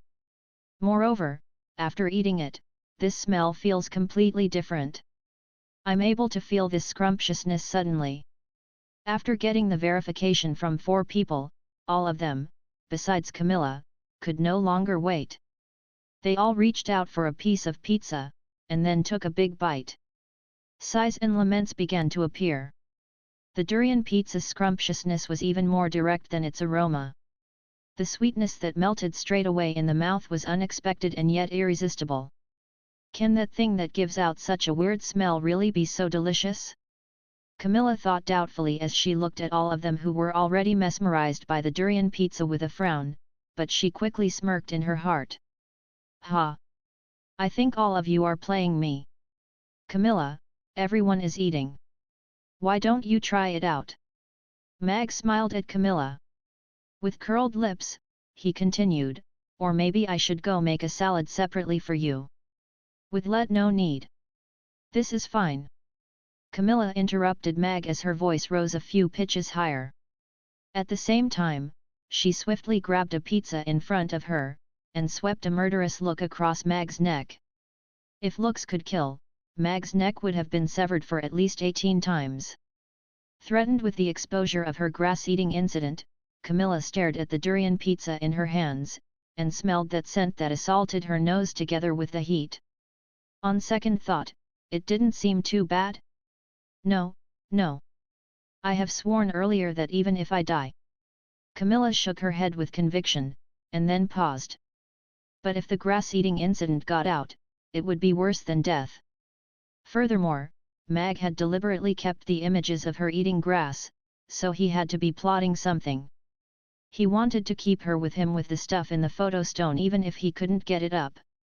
Her boss wanted her to be a decoration or something even worse. She had heard before that those people who couldn't get it up would have some weird hobbies. Judging from the perverted smile on his face when he was playing with the whip, he definitely wasn't a good man. Ah! Isn't it just a piece of terribly smelly durian pizza? I would rather seal my sense of smell and eat it with my eyes closed than allow your evil plan to succeed. Camilla said in her heart and clenched her teeth before taking a big bite of the durian pizza. The smooth durian flesh and the crispy and slightly chewy pizza skin brought on a completely different sensation in the mouth. And the durian's flesh even melted away right on the tongue, and the sweet taste blossomed instantaneously. The intense aroma and taste made her brain crash, and she lost her ability to think in that instant. She couldn't fathom how such a sweet and exquisite taste existed in this world. How is it so delicious? Camilla's brain was in a daze, but the taste buds on her tongue were extraordinarily sensitive and clear. They began to welcome that beautiful and sweet taste hungrily. The sweetness of the durian, the fragrance of the cheese and butter, and the chewiness of the dough, and her soul and promise were all lost in her chewing. Camilla couldn't help sighing after swallowing the mouthful of pizza. She felt she had almost died of suffocation because she had forgotten to breathe. It's so divine. Camilla lamented sincerely. That's right. It's a good thing that father made you stay. Otherwise, you would have missed a scrumptious dish, big sister Camilla. Amy smiled. She was already working on her third pizza. Camilla was stunned. She didn't expect her psychological defense line to be destroyed by this heavenly pizza so easily, and she even made such a heartfelt comment. She got increasingly annoyed as she looked at the smile on Mag's lips, and a blush began to creep up her face gradually. This fellow has done it deliberately. He deliberately used that weird scent to make me misunderstand and then prove me wrong. However, this durian pizza was really too scrumptious. Moreover, after tasting the pizza, the scent instantly felt completely different. It indeed wasn't putrid, but was a fragrance that was so concentrated that people simply couldn't accommodate it. Looking at the pizza with the crescent-shaped bite in her hands, she couldn't resist taking a bite again. Whatever grass eating, whatever rather die than submit, whatever sleeping on the floor, she no longer cared about them. She simply wanted to soak in this marvelous taste and wish that time would move slower. As expected. No one is able to resist the scrumptiousness of the durian pizza. Mag retrieved his gaze and continued to enjoy the delicious pizza. Judging from everyone's reactions, they were very receptive of the durian pizza. However, the biggest problem was getting everyone to accept the initial taste. Of course, Mag didn't really mind if one or two dishes weren't selling very well. He could keep them for himself. Ding! The host's pessimistic attitude toward food was detected, and a secret mission was triggered. Could the host please sell 100 durian pizzas within 3 days? Mission success, you will receive the title Durian Popularization Ambassador and a chance to spin the God of Cookery's wheel. Mission failure, all the ingredients and utensils for the durian pizza will be taken back. The system's voice sounded in Mag's mind. Shut up. It's not as if these useless titles could be collected and exchanged for gifts. Why do I need to collect them? Mag interrupted the system. He was completely uninterested in the useless titles. However, he was very interested in the chance to spin the wheel. He remembered he hadn't used his previous 2 chances, and now he could save up for the third to exchange all 3 chances for a high-end dish. He had no idea what the system meant by a high-end dish, but it should be rather good if it was on the same level as the Buddha jumps over the wall. A chef's title represents the crowning glory. How could you measure it with gifts? The system said severely. After a pause, it continued, I've flipped through the manual. After collecting 10 titles, you could claim a big mystery gift from the system. Hey? Really? Mag's eyes lit up upon hearing that. Although he had no idea what was in the mystery gift, since it could only be claimed after collecting 10 titles, the things in it shouldn't be too bad. However, these titles only appeared after the hidden missions were triggered, so they were very random. Those he already had were, you are a good person, guardian of the base, etc. He was still far from collecting 10 of them. 100 pizzas within 3 days. If he introduced it formally tomorrow, he would only have 2 days' time. Selling 100 durian pizzas within 2 days. Mag accepted this mission confidently after some pondering. At most, he would do it mysteriously. He would only tell the customers after they ordered it. He wasn't afraid of the customers making trouble in the restaurant, because there were a bunch of experts present in the restaurant now. They would have to eat it obediently after they ordered it. As long as it made its way into their mouth, Mag was confident about their satisfaction. Camilla, who was licking her fingers and eyeing her second piece of pizza, was the best proof. Whoever ate it would love it. How difficult could it be to sell the durian pizza which inspired lingering feelings? The 5 durian pizzas were soon finished. Everyone was licking their lips, still not feeling satisfied. Mag served each of them a helping of tofu pudding according to their preferences. The lunch was considered completed. "Boss, this durian pizza is very delicious. Is it the new item that we are introducing today?" Yabimiya asked curiously while clearing the table. Yes, we're introducing it today." Mag nodded. He suddenly remembered that he had to go to the Wind Forest with Irina the day after tomorrow. If he delayed the release of durian pizza to the next day, he would only have one day to complete the mission, and the mission would get much more difficult. After clearing the dining table and taking a small break, the busy lunch service started again. It was so comfortable to stay on the island with the gentle sea breeze, but now I have to come to Chaos City to wait for the incident to blow over before I could return to redeem myself. Tony pressed his straw hat down, and then leaped off the flying steed. He walked toward Chaos City's gates with a luggage and a helpless expression. "Damn that boss Hades! Don't ever let me see you again!" Tony thought angrily, but a hint of grievance soon appeared on his face again, and he sighed. "But I really do want to see him again. No one apart from him could make such an exquisite taste like the crayfish. Chaos City, here I come. I hope you won't disappoint me in the coming few months." Tony pressed his hat down and hastened his steps. He had heard of a very popular restaurant in Chaos City recently. It appeared in gourmet magazines repeatedly. That magazine, Vegetarianism, even created a sales miracle because of it. He wasn't very interested in vegetarian food and meat, as he only liked seafood. However, since he had come to Chaos City, he had to go try out that restaurant. He had serious reservations about the capability of that colleague of his. What was there to boast about a vegetarian dish? Eggplant with garlic sauce one. Wasn't fish a kind of seafood? Why did he insist that it was a vegetarian dish? The threshold to enter the industry was getting lower and lower. What was wrong with this world that even a magazine of such low standards could break the sales record? He hailed a horse-drawn carriage after he got into the city.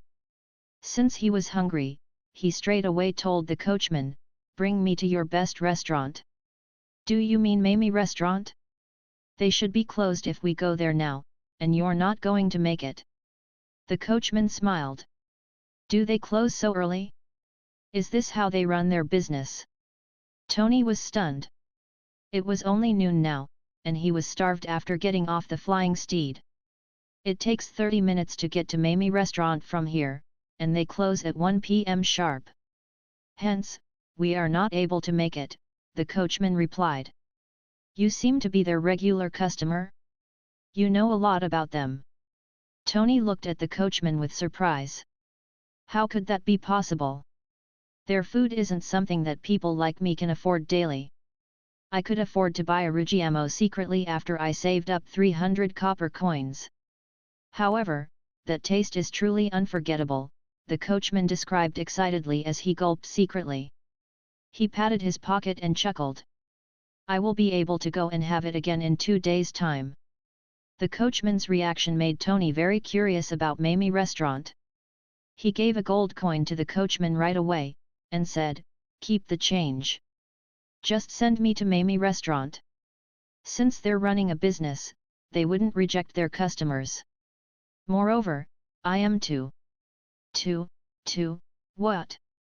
I have towed such a big luggage here with me. Tony squeezed out a smile forcefully. This feeling really sucked. "Alrighty. I'll send you there right now. If they're closed, I will send you to somewhere else." The coachman didn't bother to dissuade Tony anymore since he was so generous. He kept the gold coin and drove the carriage away. About 30 minutes later, the carriage stopped at Mamie Restaurant. The coachman lifted up the curtains, and said to an almost dozing off Tony, "See, isn't it already closed? Should I send you to other restaurants for lunch?" Tony shivered in the cold wind. He looked out after he heard the coachman's words. He could see a big restaurant with an exquisite facade and decor that set off its uniqueness and chicness perfectly. However, the restaurant's door was tightly shut with a wooden plaque hanging on the door that said, "Closed."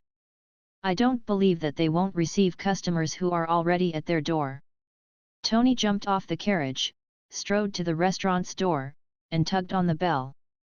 One annotation text missing. "All right. I guess I will have to return in the evening." Tony returned to the carriage helplessly, but he secretly complained in his heart. What #1 god of cookery? Could he create food that was as delicious as the spicy crayfish? In his eyes, Hades was the real #1 god of cookery. Just those 3 crayfish dishes were enough to confer him as the god of cookery. The locomotive's drive is normal. The bumps are within the acceptable range. The lane-changing sensitivity still needs to be fine-tuned. The braking system has met the braking requirements. Mag stood on the locomotive and spoke to Shear confidently. Chief Burrell and a group of the steam train's engineers were listening attentively, nodding and frowning every now and then. But most of the time, they had an excited glow on their face. Mag paused for a moment, and then smiled. "This current test is very successful. You all simply have to improve on the minor problems that I mentioned earlier, and we can cut into the actual track test run." "That's fantastic." Burrell clenched his fist. Even though he tried his best to control himself, veins still popped up on his reddened face. "We did it! We finally did it!" Cheers erupted in the locomotive base instantly. The engineers and staff members were tossing their hats up in the air and shouting excitedly. Some even shed tears of excitement. In order to make the steam train that could run on the tracks manifest into a real object from the drawings, this group of people had put in an incredible amount of effort. They pulled countless all-nighters, and hadn't returned home for months.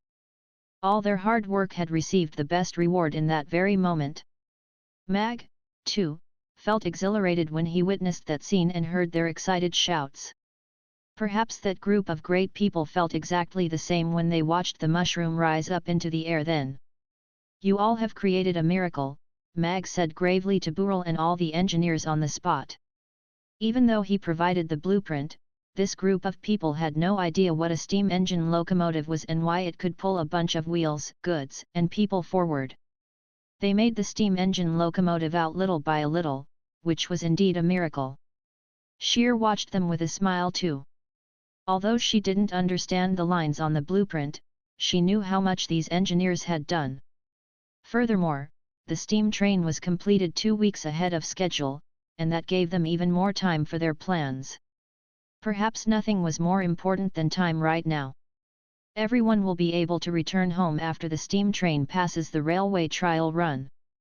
You will have a month of paid leave, and besides the monthly salary that will be paid to your families, you all will receive a bonus. Shear smiled at everyone. The cheers halted for a moment before an even louder cheer erupted among the crowd.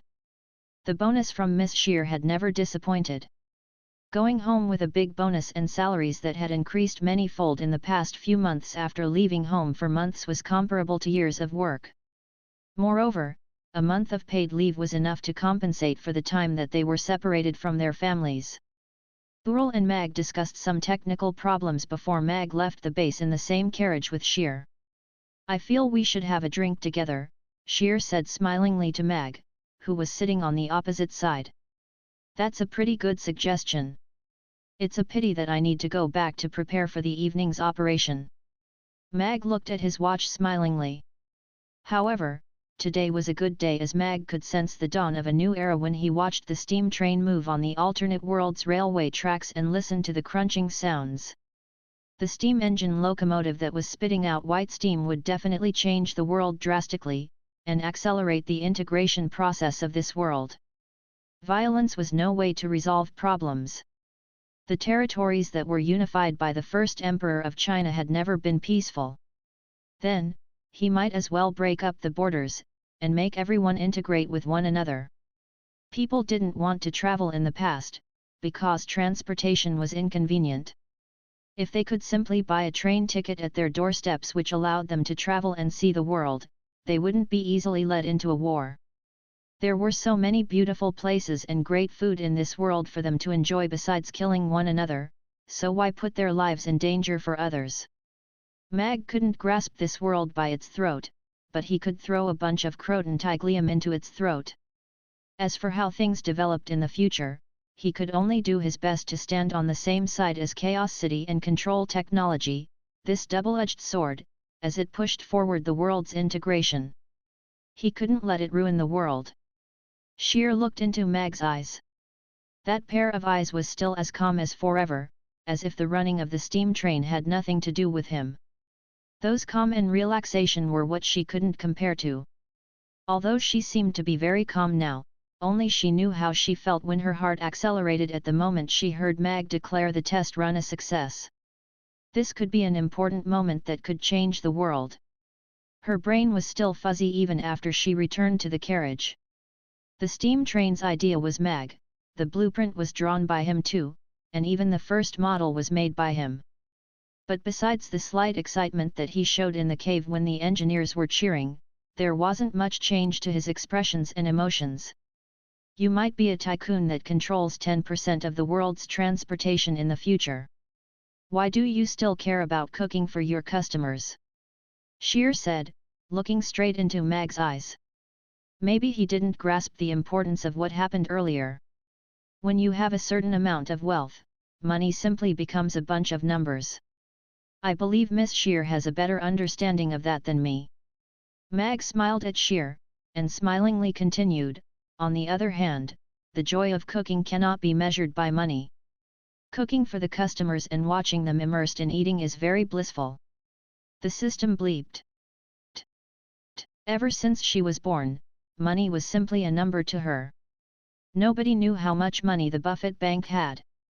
That was a number which was huge enough to make the giant dragons and kings envious. She knew. That was a bunch of meaningless numbers. At least, they were to her. Yes. In fact, what's the use of money and wealth? I have never touched money before, and I'm not interested in it. Sheer laughed at herself.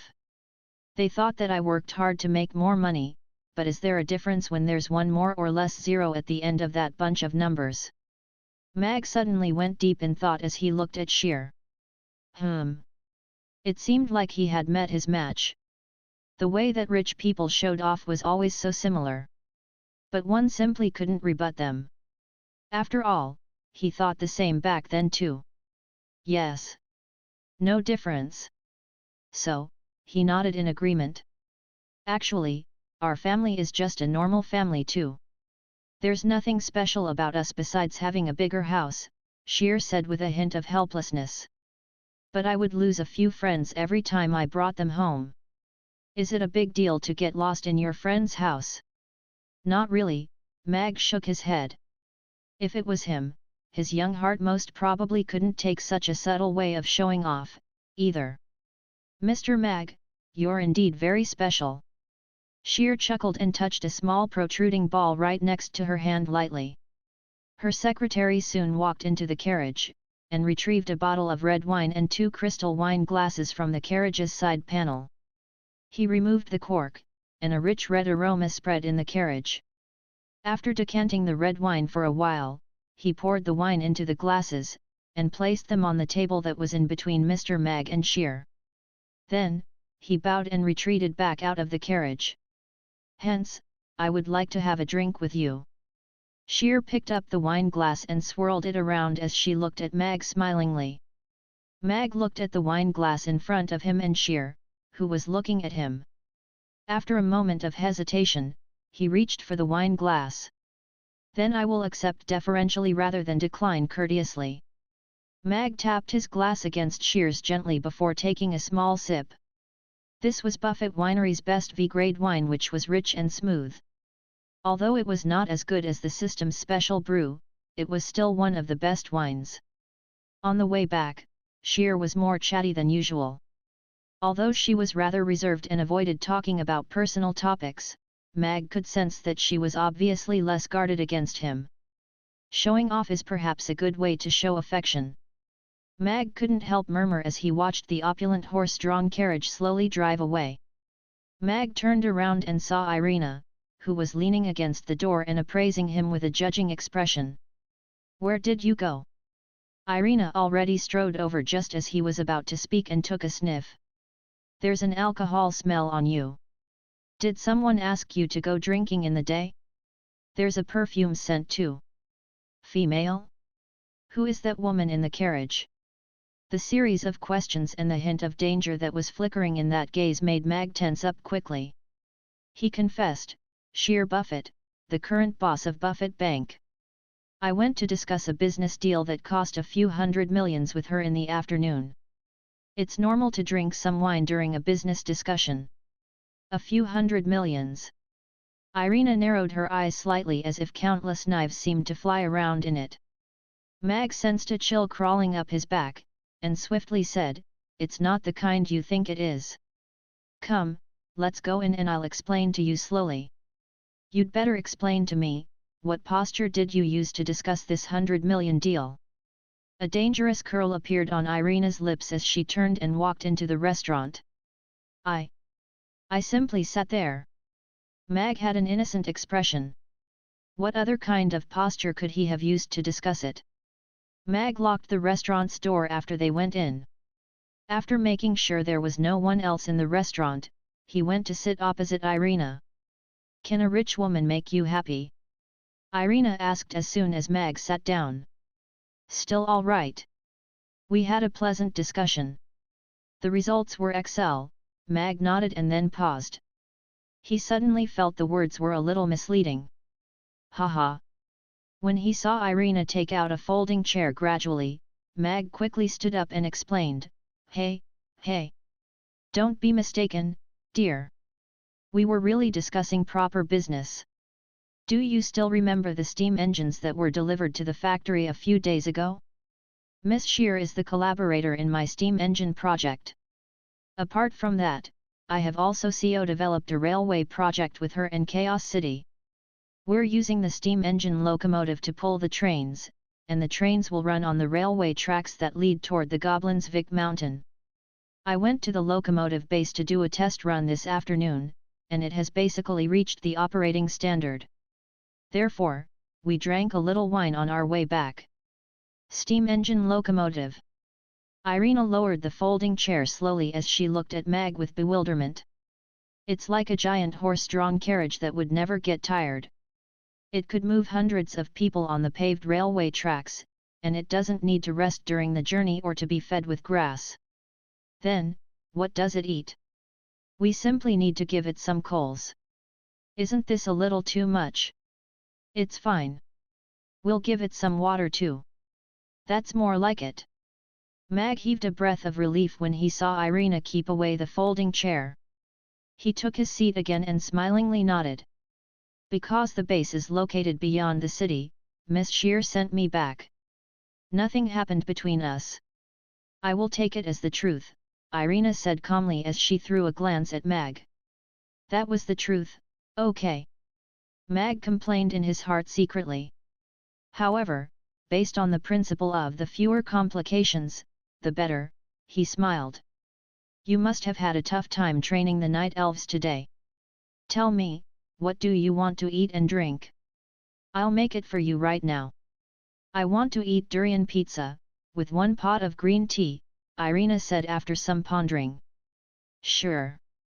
I will make them for you right now. Mag walked to the kitchen right away.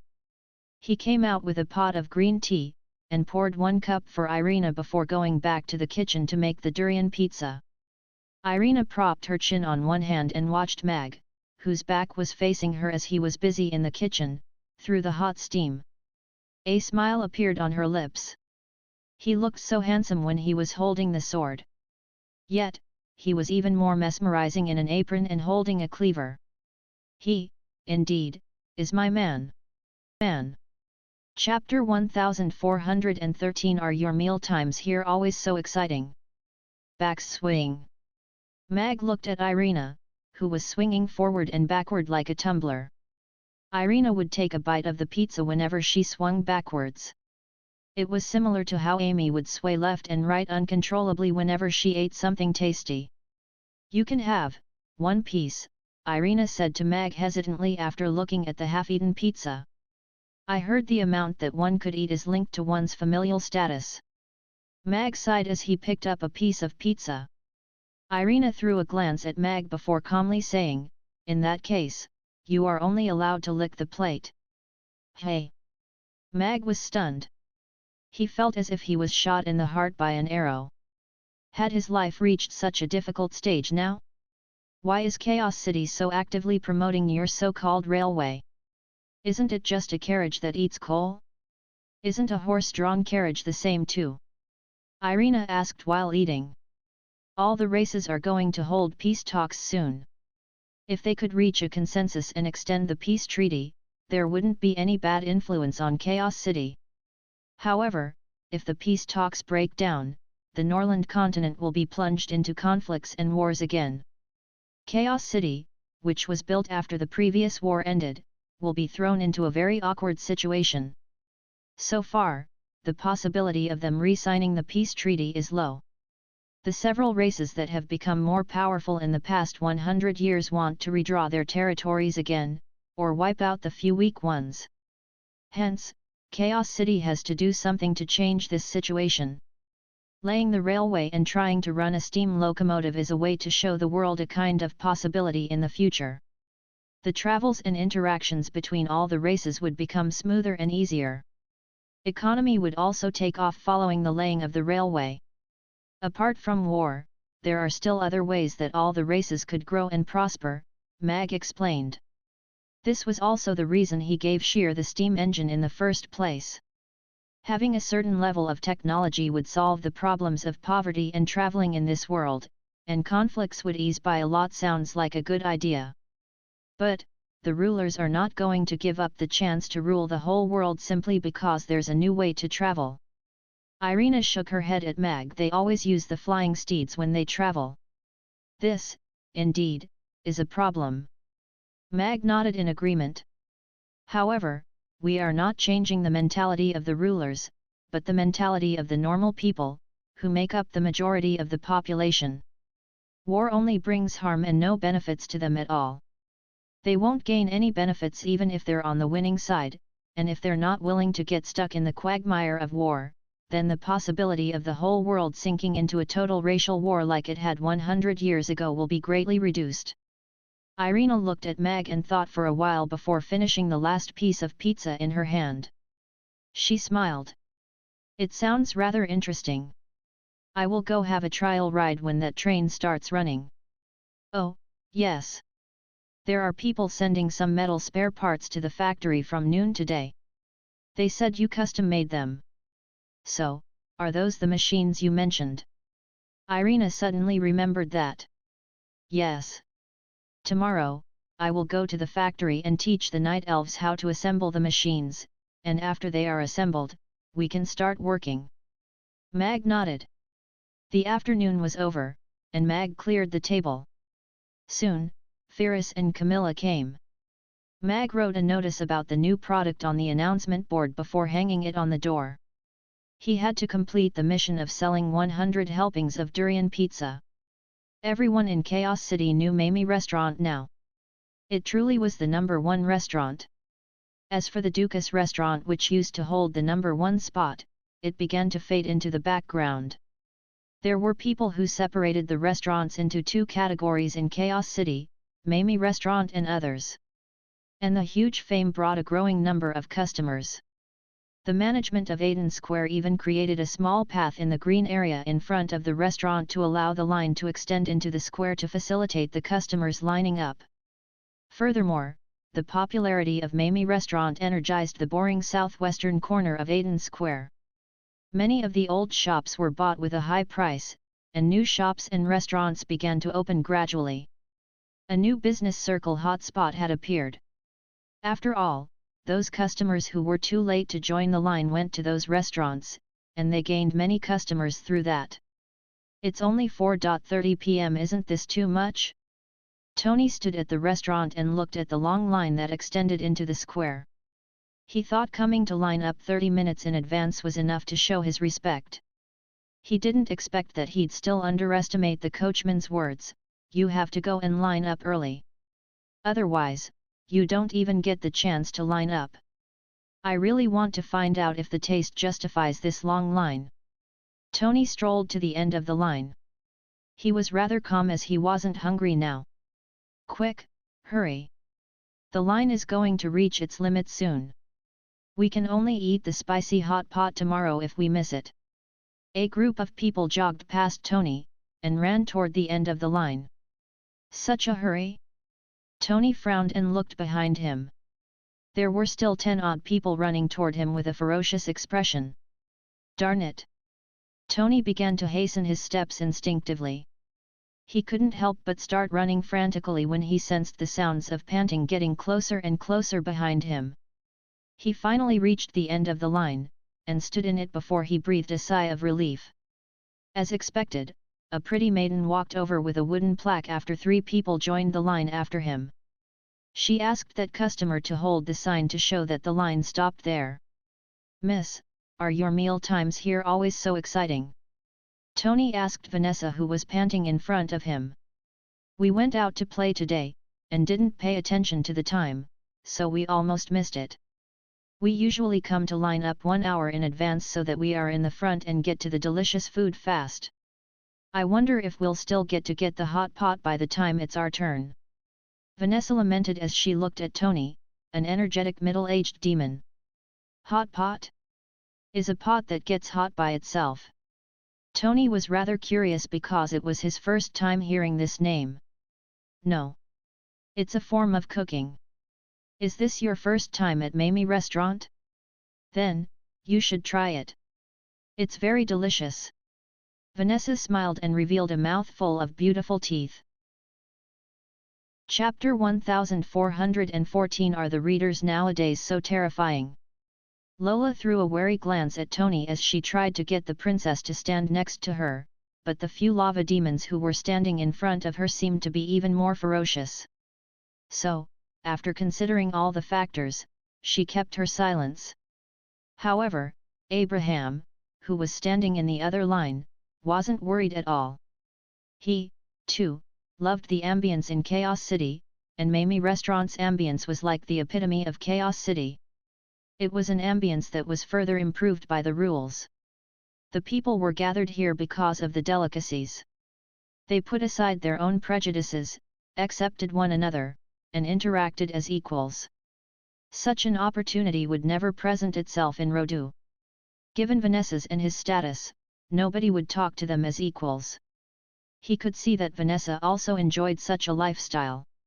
Hence, in the letter that he sent to the king yesterday, he promised he would send Vanessa back personally after she spent another month in Chaos City.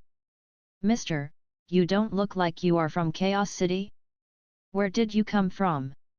Did you specially come here for Mamie restaurant?" Vanessa asked Tony curiously. Her curiosity that was suppressed for years slowly emerged after she came to Chaos City. And she was particularly interested in others' stories, so she would always find an opportunity to chat with the other customers while lining up. The stories and experiences that she heard from these people were usually very different from those she read from the books written by the literati. They might be ordinary or exciting, but they were always more realistic and full of life. Tony arranged his clothes, but he choked on his words as soon as he spoke. He loved to introduce himself and then watch the other party reveal expressions of shock, surprise, or being graced by fortune after hearing his name. But he was a person who came here to avoid the attention now, so he couldn't reveal his identity. Who knew how many of his fans were in the lines, and if they would be trying to kill him? 2. Vanessa looked at Tony with bewilderment. "Yes. I am Tomas. I've just arrived at Chaos City from the Demon Islands. I've heard this restaurant is quite good, so I came to try it out. But I didn't come especially for it," Tony continued. Well, he had no choice but to come up with a name first. He didn't forget to add, there is only one restaurant in this world that I would specially make a trip to, but it isn't in Chaos City. It's on Carapace Island of the Demon Islands. Are you talking about the II Crayfish restaurant on Carapace Island? Vanessa asked smilingly. Oh. How did you know about it? Tony leaped a step back and glared at Vanessa. Had this maiden recognized him? Vanessa smiled. I read Master Tony's article in Eat the World magazine yesterday, and II Crayfish restaurant of Carapace Island was mentioned in it. The spicy crayfish, garlic crayfish, and 13-spice crayfish made me so hungry in the middle of the night. He wrote exactly what you said earlier. If there's a restaurant that he would specially pack up and travel to, it would be that one on Carapace Island. Oh, I see. Tony heaved a breath of relief. So, this maiden had read the article that he wrote. He couldn't help smiling smugly. As a food reviewer, his favorite praises were none other than that his words made people hungry. Perhaps this felt the same to the chefs who created dishes that were praised. I've heard many people were on their way there. If it doesn't taste good, they're going to organize teams to go hack up Master Tony. Vanessa nodded. Are the readers nowadays so ferocious? Tony stared in a panic. Haha. Didn't the magazine have readers' comments highlight every week? There seemed to be many food critics who were hacked because they had recommended the lousy dishes. Furthermore, I've heard there was a food critic who went on a date with a female fan who turned out to be a drag queen. In the end, that food critic disappeared for a period of time, and when he reappeared, his style of writing became rather effeminate. Vanessa nodded. She seemed to transform into an entirely different person when she talked about the gossip in the culinary circles. Terrifying. Fear flashed across Tony's face. Had writing food reviews become so dangerous now? However, I like the articles that Master Tony wrote about seafood. I think he's really the food reviewer who knows seafood the best in this world. But I do not agree with him when he wrote about the restaurant that is worth packing up and traveling to. That has to be Mamie Restaurant, Vanessa said with conviction. How could that be? Master Tony has to be right. How could there be other food in this world that tastes nicer than the crayfish from II Crayfish Restaurant? Tony wasn't convinced. Although this maiden was his fan, he wouldn't back off when it concerned his principles. Seems like you're a fan of Master Tony too. Vanessa looked at Tony with a hint of surprise before continuing.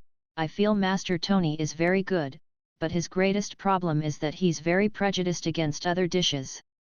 Furthermore, he only stays on the Demon Islands and refuses to explore other places, so there are still some limitations in his outlook. If he could come to Mamie Restaurant to try Boss Mag's cooking for himself, I believe he would take back his words. Moreover, Boss Mag has released the braised crayfish recently and it is amazing. I believe it wouldn't lose out to the crayfish from II Crayfish Restaurant. Impossible. How could there be any prawns in this world that taste nicer than the crayfish from II Crayfish Restaurant? That is already the pinnacle of prawn dishes, and a pinnacle that can't be surpassed. Tony waved his hand in disbelief as he simultaneously lamented in his heart, it's most likely a swan song too. It seems like we're not able to reach a consensus. Then, we will resume our discussion after we ate the crayfish, Vanessa said after some pondering. Then we will try it. Master Tony's judgment is never wrong. He is the person who knows seafood best in this world, after all. Tony chuckled a little disdainfully. An inland city that couldn't even get fresh seafood. How dare it say it could have scrumptious crayfish that was comparable to II Crayfish Restaurants? Although Boss Hades had run away, he would be the one to defend the honor of II Crayfish Restaurant. People who had never eaten fresh seafood by the sea were not qualified to make judgment like this. Limited. This was a very crucial term because it usually meant best-selling and hard to get. Just like the tofu puddings that was recently limited to 400 helpings. They could still miss it if they joined the line late. And now, a limited item had appeared again. Moreover, it was limited as soon as it was introduced. Apart from tofu pudding and Buddha jumps over the wall, this was very rare in Mamie restaurant. Many people were already guessing what that mysterious fruit was. Given Boss Mag's usually cool demeanor, this new product's introduction was rather rare too. All the guesses piqued the customers' curiosity and sparked infinite reverie for that so-called durian. Hey! The new product is actually limited to 100 helpings. We have no chance at all. Vanessa sighed with disappointment when she heard the customers in front discussing it. She suddenly regretted going out to play in the afternoon and missing the time to line up. Was there anything more important than eating in this world? Isn't this simply a release of a new product? Why is everyone so agitated? Tony was a little perplexed. Vanessa turned around to seriously say to Tony, because there will be one more delicious dish in this world whenever Boss Mag releases a new product. Isn't this something very important? If this is the case, then it indeed is a very important matter. Tony nodded gravely too. As a food reviewer, if it was indeed as described by this young lady, then it was really a very important matter. Boss, can the customers stand the smell of durian? Mia worriedly asked Mag, who was tying up his apron. Although the durian pizza was extremely tasty, it was difficult to accept its smell for the first time. Don't worry. We just have to focus on selling it. They will have to eat it when it is served. As long as they put it in their mouths, they will lose. Mag curled his lips. Judging from the customers' expressions, the article that he wrote was already beginning to work. They will definitely love its taste after they try it. Mia nodded in agreement. The durian pizza had an amazing charisma that made it unforgettable. All right. Let's prepare ourselves for business. Mag straightened his chef's suit and strode to the door. He pushed the door open, and smiled at the customers in the lines. Welcome to Mamie Restaurant. Boss Mag, you get more and more customers coming here. Krasus smiled as he walked through the door. I'm glad that my customers like me, Mag answered, smiling as well. He had no idea where all these customers came from, either. This was even after the filtering of the restaurant's high price. Harrison walked in, and curiously asked, Boss Mag, what is today's durian pizza? Vegetarian dish? Meat dish? Or a dessert? Many customers who were about to file in looked at Mag curiously too. They had been brainwashed by the mysterious new product for 1 hour, so now their heads were full of durian pizza. There's a picture in the menu, and everyone can find out about it after you take your seat. Mag smiled, but he didn't let the cat out of the bag right away. All of them quickly took their seat after they heard that, and then rushed to flip open the menu. They found the new product today under the desserts category, durian pizza. The round pizza was cut into 6 equal triangles. There was a hint of toast brown among the golden brown. The bright color looked very enticing and drool-worthy. However, the price of this durian pizza wasn't that friendly. 6-inch durian pizza 500 copper coins, 12-inch durian pizza 1,000 copper coins. This price was enough to make some customers who wanted to try give up on the thought. After all, it was just a dessert. 500 copper coins was enough to pay for a set of rugiamo with tofu pudding.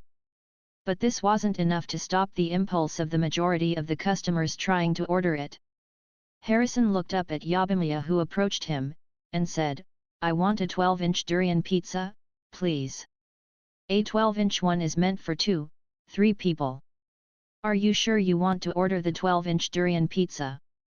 Mia asked. Trajay didn't come with him today. Harrison gave it some thought before replying, in this case, I think I want to order another beggar's chicken, or else it isn't enough to fill me up. All right, please wait a minute. Mia nodded and walked to the next door. Father, look at the one lining up behind big sister Vansa. Doesn't he look like that mister who frequented us on the island? Amy whispered into Mag's ear. She had run a loop at the restaurant's entrance before running back to Mag, who was standing at the restaurant's entrance. Oh! Mag straightened himself and walked to the end of the line. His gaze landed on Tony, and his eyes lit up. Hey, so it's that food reviewer. Did he come to take shelter here?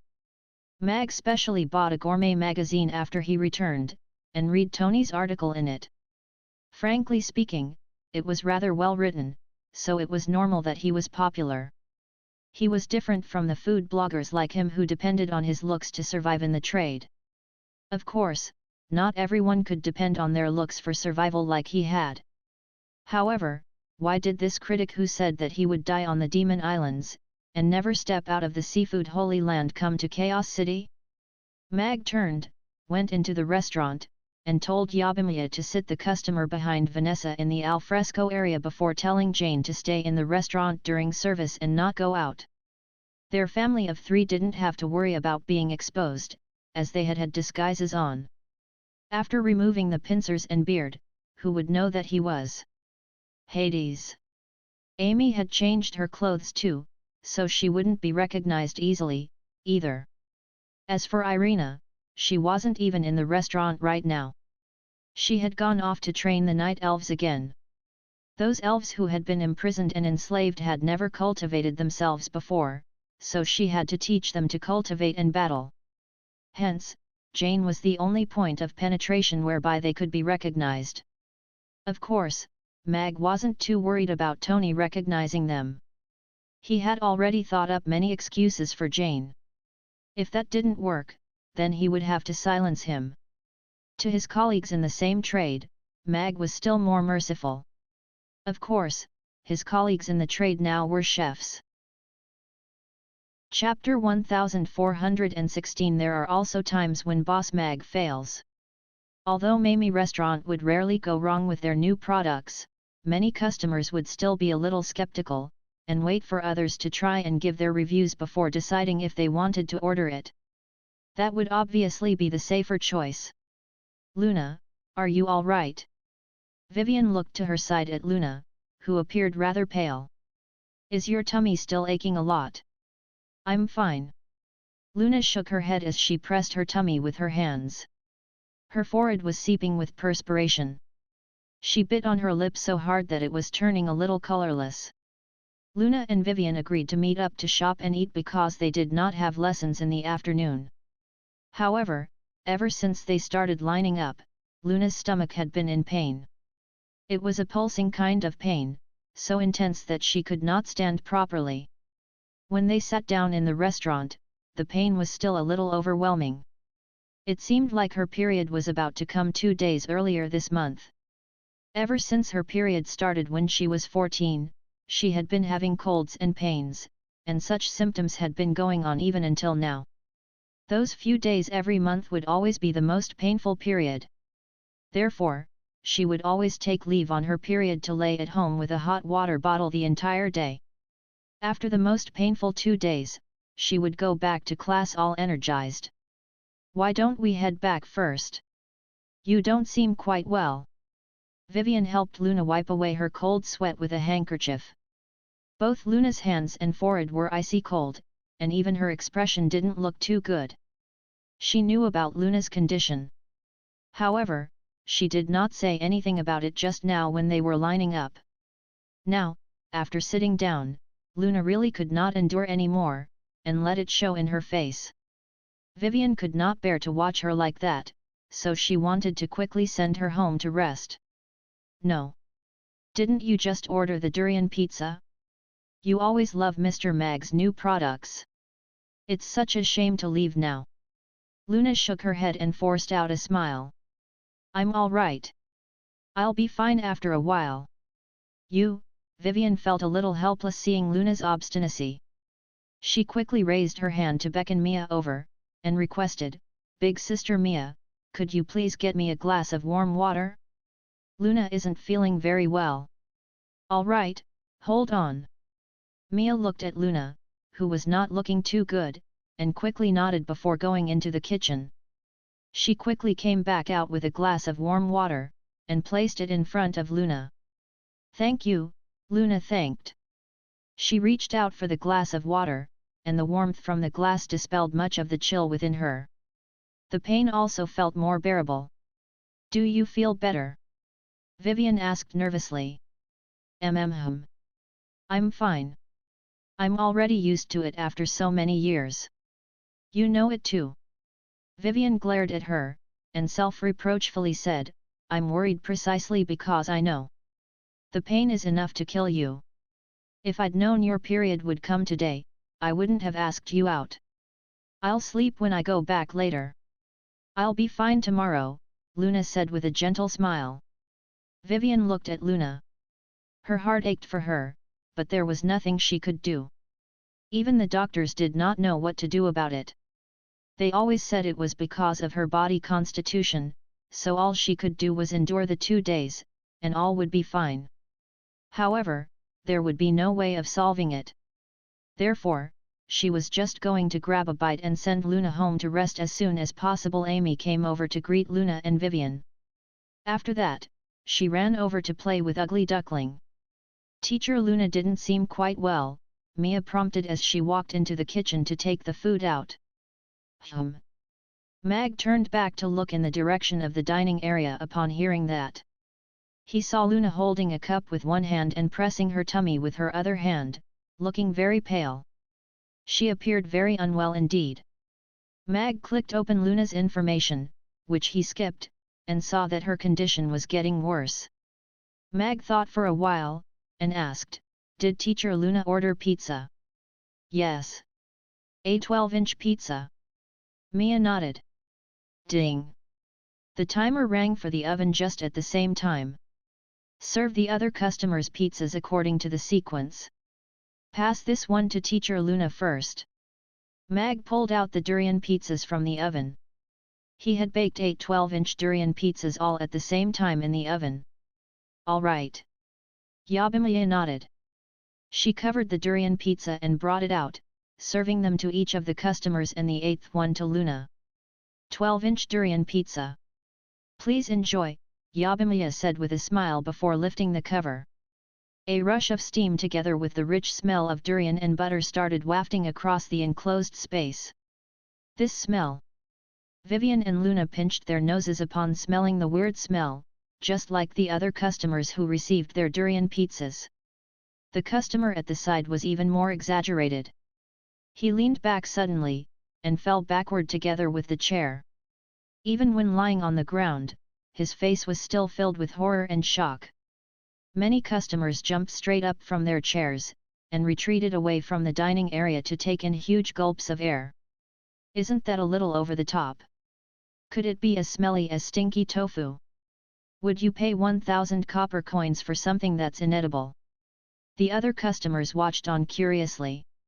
Some were shocked, while others were gloating at other people's misfortune, thinking that they'd made the right choice not to be rash in ordering. This smell is a little too much. Although Harrison was still seated, his expression was not very pleasant. He could not really describe the smell. It's not smelly, but it's also not the kind of fragrance that one could accept.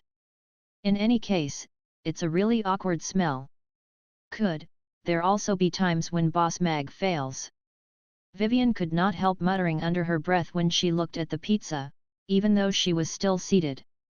Luna did not know how to start. She took a slight sniff, and said with her eyes brightly lit, I think it's all right.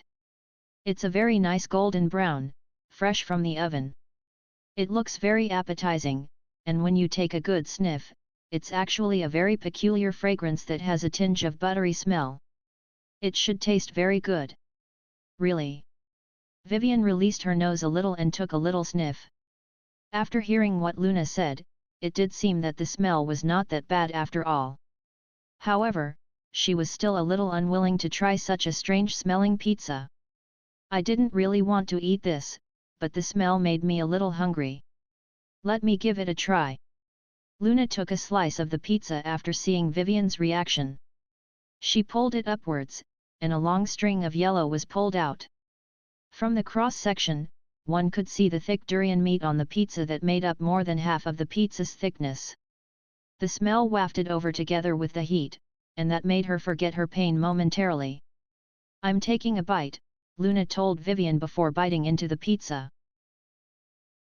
The smell was so rich and thick that one just could not help but immerse themselves in the deliciousness and continue eating. The crust was slightly burnt, and the buttery fragrance made it irresistible. The sense of satisfaction exploded with one bite. Luna subconsciously covered her mouth in case she made any strange sounds. She looked up at Vivian, and said, "This pizza is delicious." "Really?" Vivian was still in a little disbelief. However, Luna never lied. Luna nodded. What was even more amazing was that after she swallowed the pizza, warmth started spreading in her tummy, as though there was a fire lit in her cold body. The pain in her lower abdomen was relieved all of a sudden, and it was no longer that unbearable. What a strange effect! It could even relieve my pain. Luna's eyes lit up. She took another bite off the pizza, and the taste exploded at the tip of her tongue. After swallowing it, the pizza became a ball of warmth, spreading in her body. She took one bite after another, and the pain was quickly dispelled. The tastiness had already taken over the pain, and she was no longer thinking about anything other than to immerse in the delicacy. "That looks really good." Vivian looked at Luna, who could not stop eating, and could not help but pick up a slice of pizza. She took a deep breath in, and started taking her first bite. This taste." Vivian's eyes lit up immediately. The sweet durian with its thick texture melted at the tip of her tongue. The fragrance assailed every corner of her mouth, as well as her taste buds. It was a completely different experience from the tofu pudding, but there was a little similarity in terms of texture. However, compared to the soft and fine tofu pudding, the durian meat was more intrusive with its rich scent, just like a king hurling attacks at you, making you bow in defeat. Vivian knew that she was defeated, completely defeated. Her insistence was completely ineffective in the face of the durian's attack. Her taste buds had been completely conquered, and it was just as though her sense of smell had been completely changed at that moment. The strange fragrance was suddenly very attractive. Coupled with the taste, the durian became even more irresistible. The most satisfying part would probably be that thick layer of durian. It was not just a little topping for the pizza. It was the main character of the dish. Meanwhile, the crust, the bottommost layer, was the best complement to the durian. It was slightly crispy yet soft on the inside. It had a strong smell of milk, and it happened to remove the smell from one's mouth. What a surprisingly great taste hidden so deeply beneath all this facade. "How mischievous," Vivian muttered under her breath. She could not help but take another big mouthful of pizza as she immersed herself in the joy that the durian pizza brought. Seeing Vivian and Luna, the two pretty ladies, enjoying the food, the customers who were thinking of asking for a refund hesitated, and went back to the seats. "Take care of my seventh uncle." Harrison picked up a piece of pizza and took a huge mouthful. Holy f***ck. He quickly got lost in the taste of the durian. His brain was completely blank, and only the F word could express what he was feeling at the moment. Compared to its strange smell, the taste of the durian pizza was way more acceptable. Or rather, it was easier for someone to give in to its taste. Mamie restaurant boasted several kinds of deliciousness, but only the durian pizza's deliciousness was irresistible. "Bro, is this pizza really that good?" a young demon at the same table asked as he gulped, watching Harrison finish the pizza within a few bites. "Good? That's not a strong enough word. It should be scrumptious. The durian pizza is dope." Harrison gave a thumbs up. From that day on, he would be the first follower of the durian pizza. Harrison's exaggerated way of eating and his sincere praise for the food made the hesitant customers start to try it for themselves. Harrison was the restaurant's regular, so most people had seen him around. There really was no reason for him to lie. "This durian pizza is awesome. Is this made of tofu pudding? How can the texture be so sick?" Very quickly, praises for the durian pizza started sprouting from different areas of the restaurant. After trying for themselves, everyone had completely changed their impression of the durian pizza. They fell deeply in love with it, and were willing to bow down to its divine taste. Ah, that irresistible taste! The huge contrast after tasting the durian pizza caused the other hesitant customers to start ordering the pizza too. However, there were still some customers who took a step back after smelling it, and chose something else that was easier to accept. Mag looked at the order lists for durian pizza and smiled. This was not a bad start. Maybe he could finish the 100 helpings mission tonight. Although tonight's announcement might be a little deceptive, everyone would be willing to step into the trap of delicacies. Boss Mag never disappoints. Vivian licked her finger and burped with satisfaction, which could be seen all over her face after finishing half the durian pizza. That was simply bliss. I'm stuffed too. Luna stroked her slightly protruding stomach guiltily.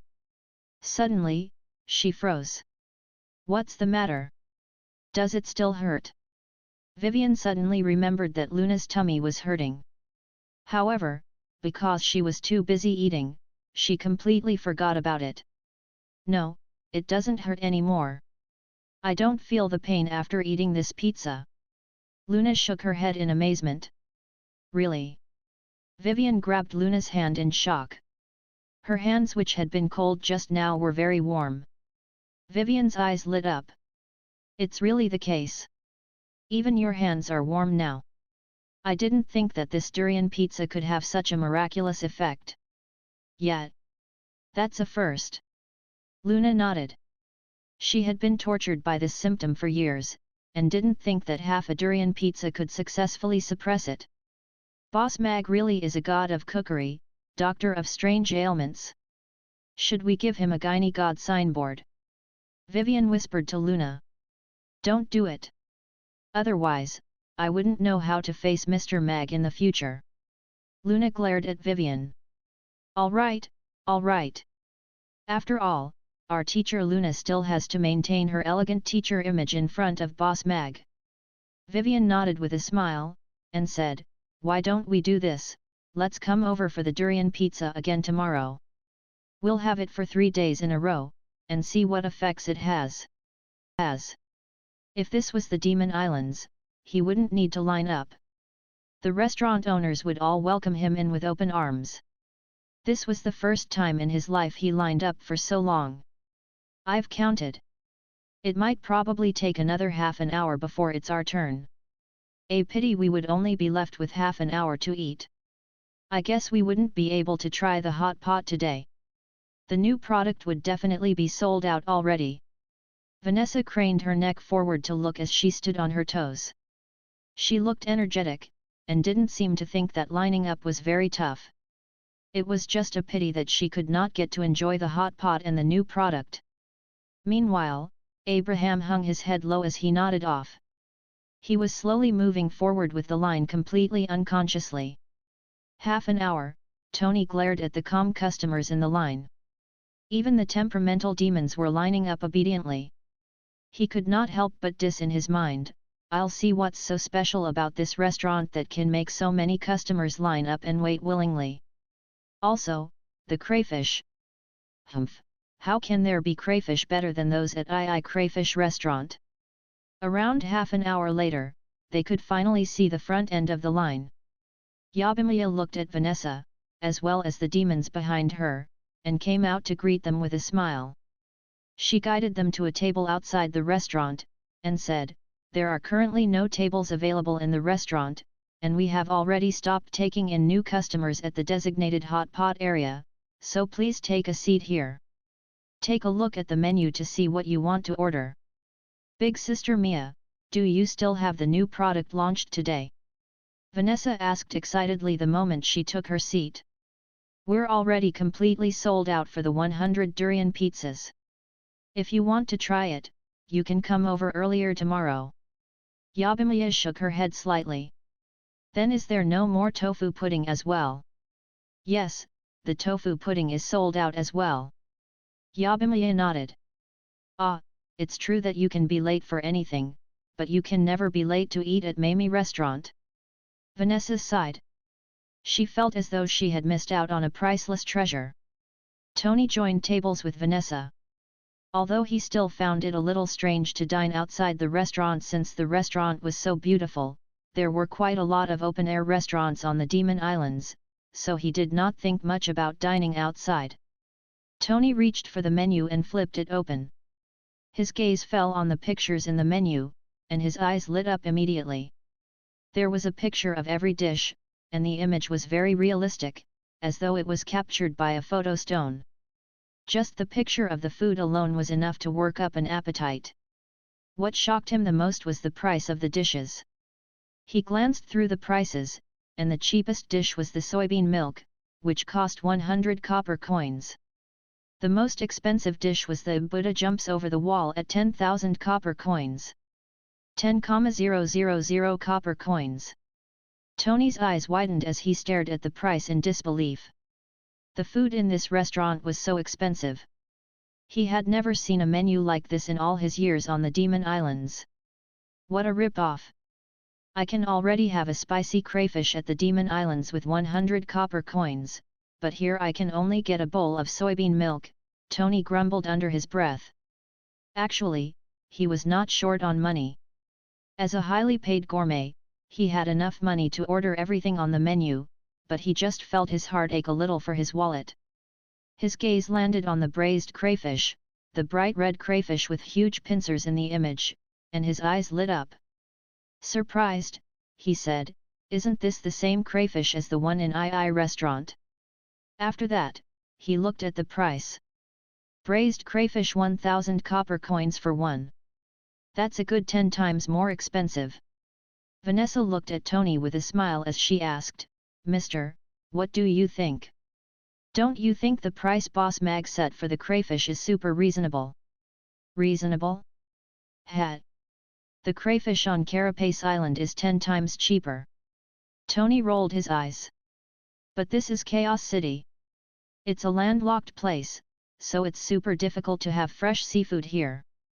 You can probably only get fresh seafood here at Mamie Restaurant, Vanessa said with a smile. Once the sea creatures leave the sea, they will die quickly, so it's impossible to have completely fresh seafood at Chaos City. Selling a dead crayfish for 1,000 crayfish is a little too expensive in my opinion. After all, the crayfish at II Crayfish Restaurant is only 100 copper coins, and it's already the best. Tony shook his head to show that he was not agreeable to what Vanessa said. That's not necessarily the case. I've tried the freshest seafood, but I don't think it tastes anywhere as good as Boss Mag's braised crayfish.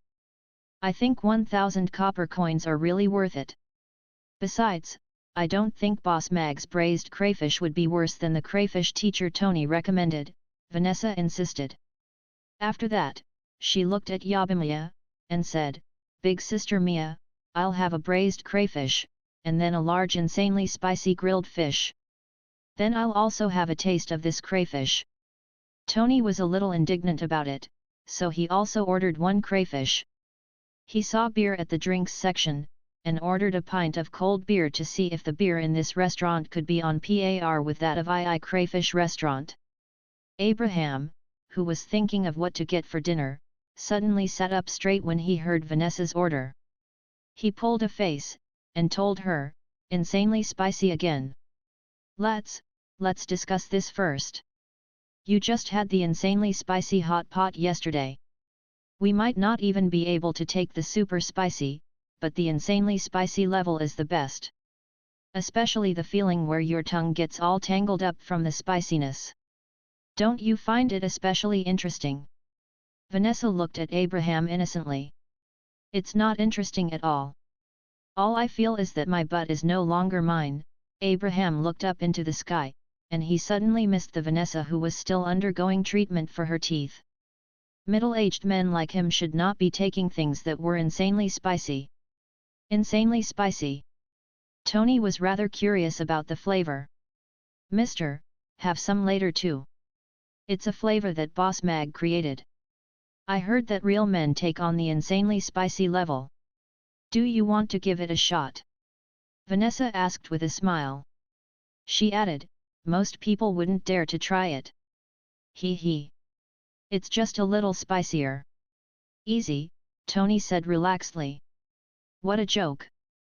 Could there be food in this world that he would actually be afraid of? It doesn't exist. Chapter 1419 The Darn Tastiness. Although there were customers of various races all around, there was no noise at all.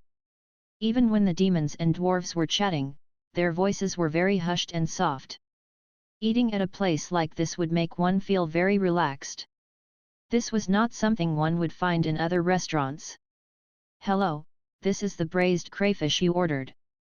Not long later, Yabimiya came over with a tray, and placed the crayfishes in front of each of them. "It smells so good." Tony sat up straight and looked at the red crayfish served on the big black plate. His eyes opened wide. "Isn't this spicy crayfish?" The crayfish, which had a pair of large pincers, looked exactly like the one he had at II Crayfish Restaurant. He almost couldn't tell the difference between the two, be it in appearance or size. Tony suppressed his shock and took a serious sniff. There was a slight difference in terms of the smell. The garlic crayfish had the fragrance of garlic, and the spicy crayfish had a spicy tinge to it, while the 13-spice crayfish had a very rich smell. This so-called braised crayfish had a lighter smell. It did not seem as spicy as the spicy crayfish or as rich as the 13-spice crayfish. However, the smell would make one even more curious about the taste hidden behind it. That's strange. Could the owner have gone to Carapace Island to get the ingredients? Or are there other places that produce such crayfishes? Tony had many questions inside. After living on the Demon Islands for so many years, he had never seen a crayfish that looked like this before he ate at II Crayfish Restaurant. He didn't think he would see it again after coming to Chaos City. Today's crayfish still smells as good. "I'm digging in," Vanessa said with a smile. She picked up one pincer, pulled it out, peeled the shell off, and planted a large bite into the full and juicy pincer meat as she indulged in its taste. "It seems like the way you eat it is almost the same," Tony thought. He looked away from Vanessa and toward the crayfish in front of him, thinking, even though it looks almost the same, appearance isn't that important. This crayfish is definitely not fresh.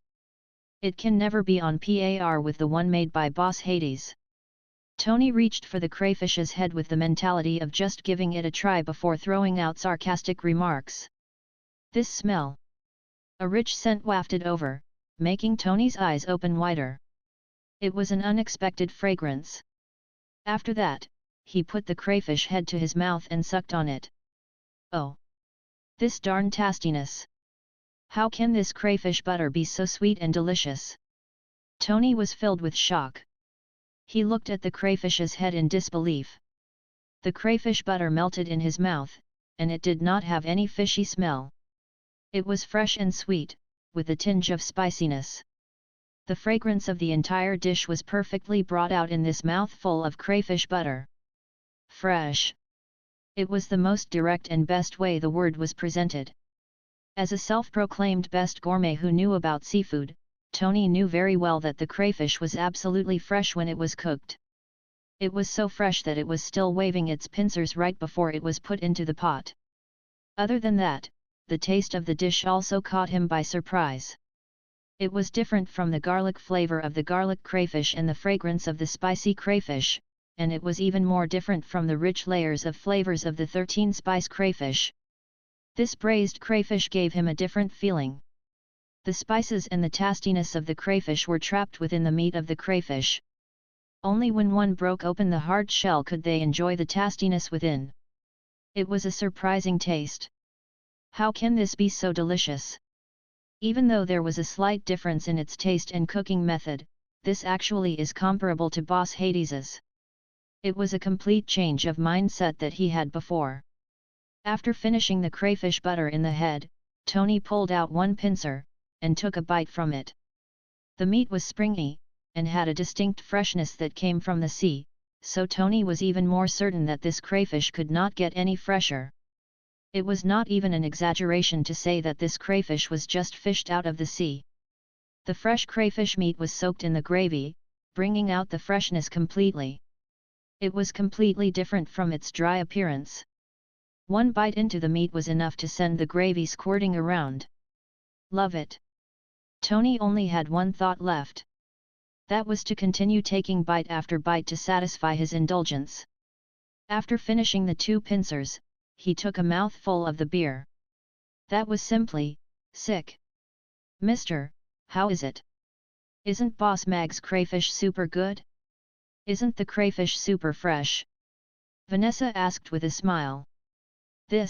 Tony blushed. Just a while ago, he had been refuting whatever Vanessa had said, but after trying this crayfish for himself, he was speechless. "I admit that this crayfish is very good, and it's unexpectedly fresh. It's not too much at all to say that it was just fished out of the sea. I take back my words." Tony nodded. As a gourmet, he had his own professional ethics, and he could not bring himself to say something he did not mean. Vanessa continued, "Then what do you think about it in comparison to II Crayfish Restaurant at Carapace Island? I've seen your essay, and I'm pretty interested in the 3 crayfish flavors. I would like to try it if there's a chance. This crayfish tastes completely different, but if I really had to compare, I guess I would base it on the price. For the same price, you can have 10 crayfishes of the same quality at Carapace Island." Tony looked at Vanessa with a slightly awkward look, and said, "However, I would not really recommend you to go to Carapace Island. After all, it's pretty chaotic on the Demon Islands, and Carapace Island is the real chaotic island.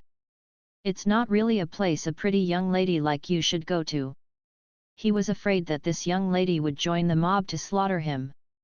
Besides, Carapace Island was really very chaotic. If such a beautiful human lady went there, anything could happen. Yes, why should a young lady like you go to the Demon Islands? Is it that the tofu pudding isn't good enough, or the spicy grilled fish isn't spicy enough for you here?" Abraham concurred. He had enough stress on him when she came over to Chaos City.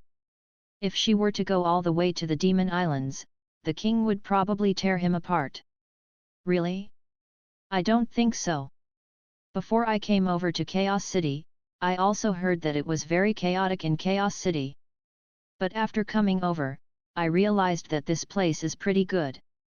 Carapace Island might not be a bad place too," Vanessa said innocently. "Young mistress, there's no hot pot on Carapace Island," Lola reminded her softly. "Then I'm not going," Vanessa blurted out without even thinking.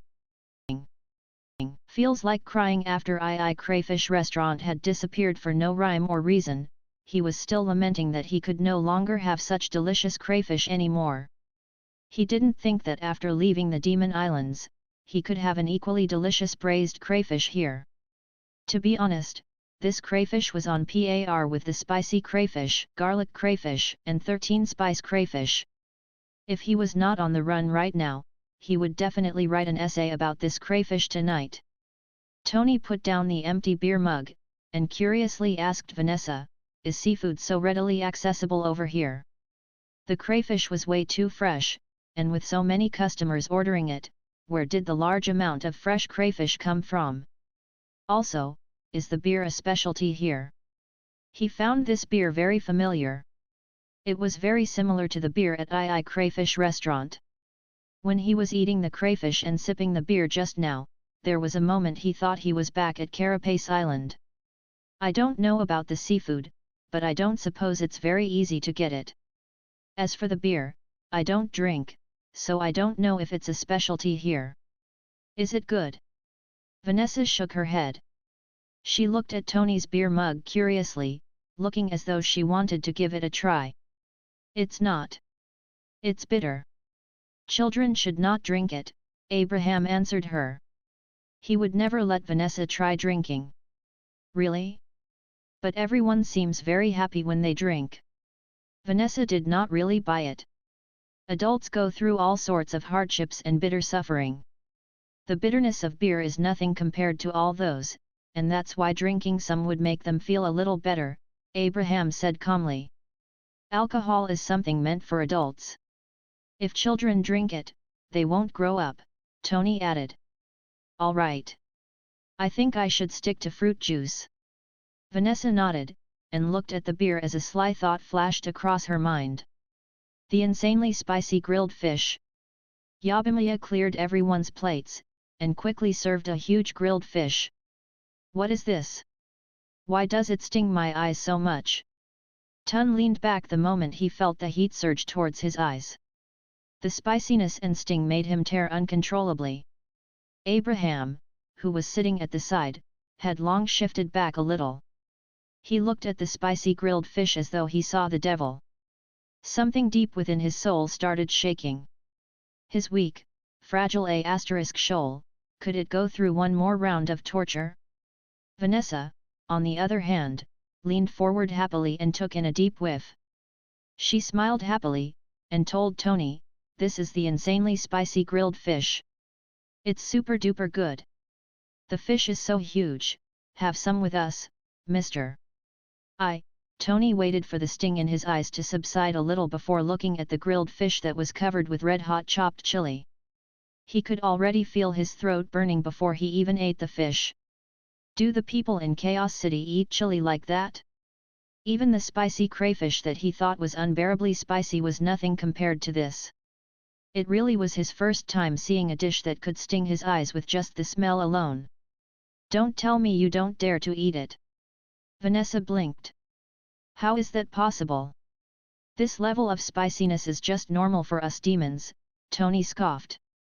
"Wow, that sounds impressive." Vanessa's eyes lit up. Hat. Tony faked a relaxed laugh, but he was already regretting inside. He should not have boasted without thinking. "Then let's dig in. It tastes the best fresh from the grill." Vanessa picked up her chopsticks eagerly. She put a piece of fish meat into her mouth, and her face flushed red immediately. However, she seemed to be enjoying the feeling of her taste buds suffering from the insane spiciness. Could it be that it doesn't taste as spicy as it smells? There isn't much reaction from this young lady, so I guess it shouldn't be a problem, right? Tony thought to himself. He did not want a young lady to look down on him, so he also picked up his chopsticks, and brushed the chili aside. After that, he picked up some fish meat, thought for a while, and decided to dip it in the gravy before putting it into his mouth. Immediately after the meat entered his mouth, there was nothing much. The meat was soft and tender under the crispy skin. That was a very superb grilling technique, and it was rare to be able to eat such a perfectly grilled fish even on the Demon Islands. However, the moment the gravy touched his taste buds, he could no longer remain calm. Was it spicy? No. It was pain. It felt as though someone had pulled his tongue out, and then a dwarf blacksmith started waving his hammer, smashing his tongue. His delicate tongue and those sensitive taste buds were so heavily beaten that he almost forgot who his mother was. His face flushed red instantly. It did not turn a little red, but glowed as red as a tomato. There was even steam coming out of his head. He felt as though every single cell in his body was raging and causing chaos. After the momentary pain, the spiciness kicked in. That was not the normal spicy. The spiciness was really insane. It was as though a magic caster threw a ball of flame on his tongue, and then poured boiling oil in his mouth. The flames burned and wreaked havoc in his mouth while slowly expanding down his throat. Tony felt the need to spit the meat out, or he might be burnt to death. As for his ego. *CK the ego. "Mister, is it good?" Vanessa suddenly asked. Tony opened his mouth, and the meat glided down his throat. His neck turned red immediately as the meat went down his throat and into his stomach. Tony blanked out for a while.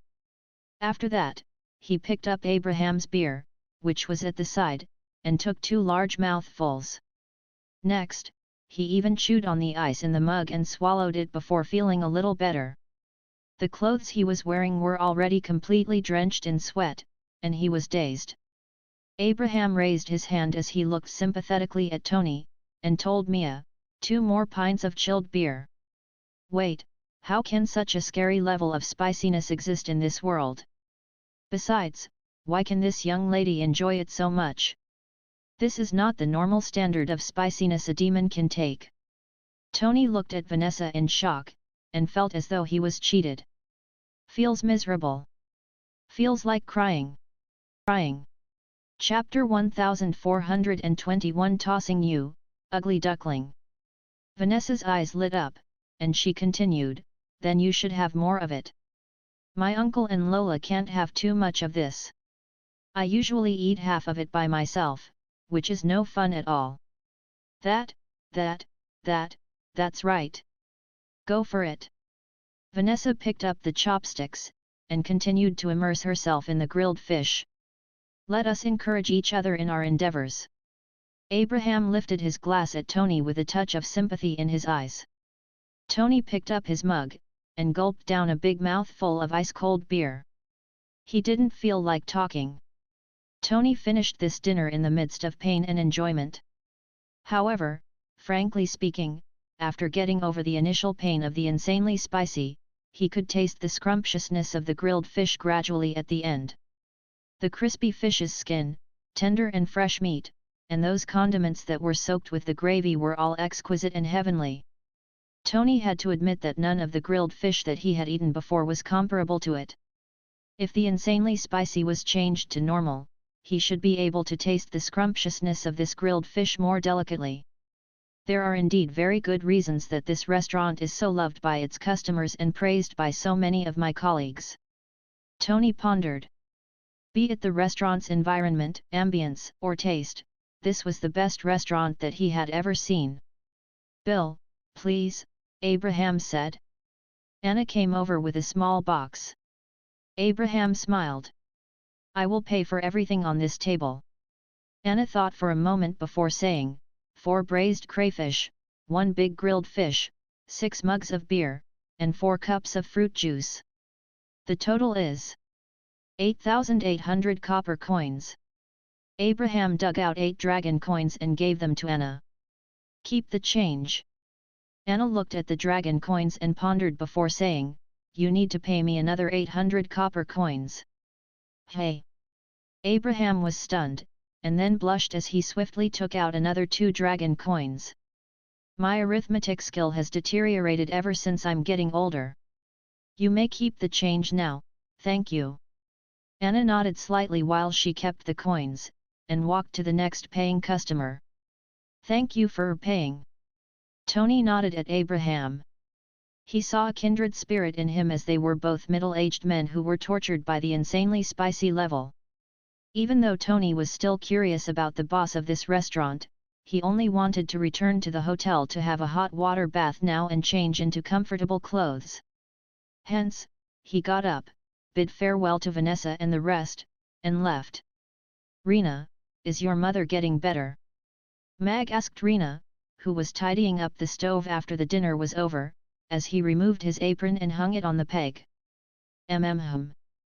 My mother has recovered fully after Princess Irina's treatment. She's still a little weak. But after drinking the bone broth for the past few days, she's getting better. Rena nodded as she looked at Mag with a grateful gaze. That's good. Mag nodded smilingly before asking Jane, who was assisting at the side, Jane, are you adapting well here? Jane nodded and smiled. I like Mamie Restaurant, Chaos City, and the customers. I'm glad you like it here. Mag was still worried initially that Jane wouldn't get used to the life in Chaos City, but looking at it now, such worries were needless. Anna, which big sister are you going to sleep with tonight? Mag asked Anna, who was counting money together with Amy, as he turned to her. Anna turned and looked at all the big sisters, who were all smiling at her, hesitantly. Of course she's going to sleep with little sister Amy. I love sleeping with big sister Anna, Amy said happily as she grasped Anna's hands. Anna smiled and nodded. All right. Then you will sleep with Amy tonight? Mag also nodded smilingly. Anna had been staying alternately at the restaurant and the dormitory after Blower had left. She had been sleeping with Yabimiya and the ladies for the past 2 days, but since Anna wanted to sleep with Amy, Mag naturally agreed. Everyone has worked very hard today. Tomorrow is our off day, so we can all sleep in. Have fun. Mag smiled at all of them. Boss, it's only been 3 days since you came back. Will the customers be angry if we have a break right away? Yabimiya asked, feeling a little concerned. This is our official off day. Of course our happiness is more important. Mag shook his head with a smile. It was a very boss Mag answer, and it sounded perfectly fine, so Yabimiya nodded. It was rather nice to have an off day. The ladies all bid farewell and left just as Irina returned. Her hair was a little messy, but her demeanor was still demure and holy. What happened? Mag asked Irina, who seemed to have just returned from a battle, as he locked the door and fetched a glass of water from the kitchen. I went out of the city and killed some scumbags. These fellows are so daring to have come to the vicinity of Chaos City to catch the wandering elves, Irina said calmly as if she'd only done some small errands after she took a sip of the warm water. Are they the terrifying demons? Anna asked softly. She had been hurt deeply by the demons before. Irina smiled at Anna. They're demons, but they're not scary at all. They are simply scumbags who bully the weak. As long as you are strong enough, you can destroy them easily with a wave of your hand. Anna looked at Irina with her mouth slightly agape. She still couldn't imagine how to kill the terrifying demons with a wave of the hand. I know how to do that. You just have to release a fireball before you wave your hand to toss the fireball over. Then, the demon bad guys would all be destroyed, Amy hinted. Oh, I see. Anna pondered. She had seen Amy use the fireball magic before, and could imagine that scene right away. Maybe we could catch Ugly Duckling and toss it out when we wave our hands. Its weight would then crush those demon bad guys. Amy looked at Ugly Duckling and smiled. While tossing it over, we could also shout, tossing you, Ugly Duckling. Meow. Ugly Duckling whined aggrievedly. Oh, I got it now. Anna's eyes lit up as her gaze landed on Ugly Duckling. She was able to throw Ugly Duckling, so could she try it out if she ran into the scary demons in the future? Ugly Duckling could sense the attentive gazes, and it slowly backed off to hide behind Mag's legs. It looked at Amy and Anna with an innocent expression and a hint of sadness. Mag was also amused at Amy's metaphor. He patted the two little ones' heads, and said, "All right, let's go up and wash up for bed. Children shouldn't stay up too late." Hum. Amy and Anna nodded obediently and skipped upstairs, holding hands. Ugly Duckling hesitated for a moment before deciding to follow after the two of them. Then, it was caught by Amy. Ugly Duckling, why can't you fly even after you grew a pair of tiny wings? Maybe it has eaten far too much. What a disgrace! Tossing you, Ugly Duckling. Haha, I caught you. Tossing you, Ugly Duckling. I caught it too. Tossing it to you again. I caught splat. Oh dear, we dropped it on the floor. However, its body was developing toward the round shape. After filling up the bathtub with hot water for the two little ones, and putting a few yellow ducklings and one ugly duckling in, Mag left the bathroom. The two little ones had already learned how to bathe themselves, and Anna was a very responsible big sister. She would take care of her little sister. Mag came out from the bathroom to see Irina standing in front of the room's door. He approached her, and whispered, "The timing is fixed. Tomorrow at noon, the elves would have the ceremony to confer Sally as the new elf princess officially, and execute the night elves that were caught during this time. What do you think about it?" Irina asked. "If I've guessed correctly, this should be another plot against you." The news to execute the night elves was released by the Wind Forest deliberately. It's to tell all the elves and the whole world their attitude and then see if you who are deemed by the night elves their savior and spiritual leader would appear at the ceremony to save all the night elves as they hope you would. Everyone knows that I will be going. Then this will be a trap that has been perfected. You most likely wouldn't make it back if you went. After all, this is a trap that is set by the entire race. Irina fell into a silence. Although Borg was dead and the elf queen had gone into seclusion, the elf race was still a powerful species. If they had laid a trap with all their might, it was almost impossible for a single person to rescue the night elves from them. I still have to go, Irina said to Mag calmly. A smile appeared on Mag's face. This was an answer that he anticipated, and the whole world knew about. Do you think the tinder that you scattered in the wind forest would turn into blazing fires tomorrow? Mag asked. Do you mean, light up the tinder? Irina's gaze narrowed slightly. No. The tinder is already lit. All they need now is a gust of wind to turn them into a blazing fire. Ignite a formal battle between the night elves and the wind forest. It's too early to have a formal battle. But it's time to fire the first shot in the wind forest's interior. Mag shook his head. Our strength is not sufficient, and involving too many foreign powers in the elves' internal struggles could cause the development to proceed beyond our expectation. But this upcoming conferring ceremony would attract the attention of all the elves. If the night elves did nothing, then that tinder would be extinguished due to disappointment.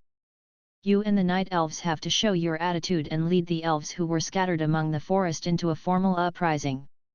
Let the tinder of freedom ignite the entire forest, and provide a cover for our actions during the ceremony. Irina furrowed her eyebrows, and worriedly said, the power of the night elves is still too low.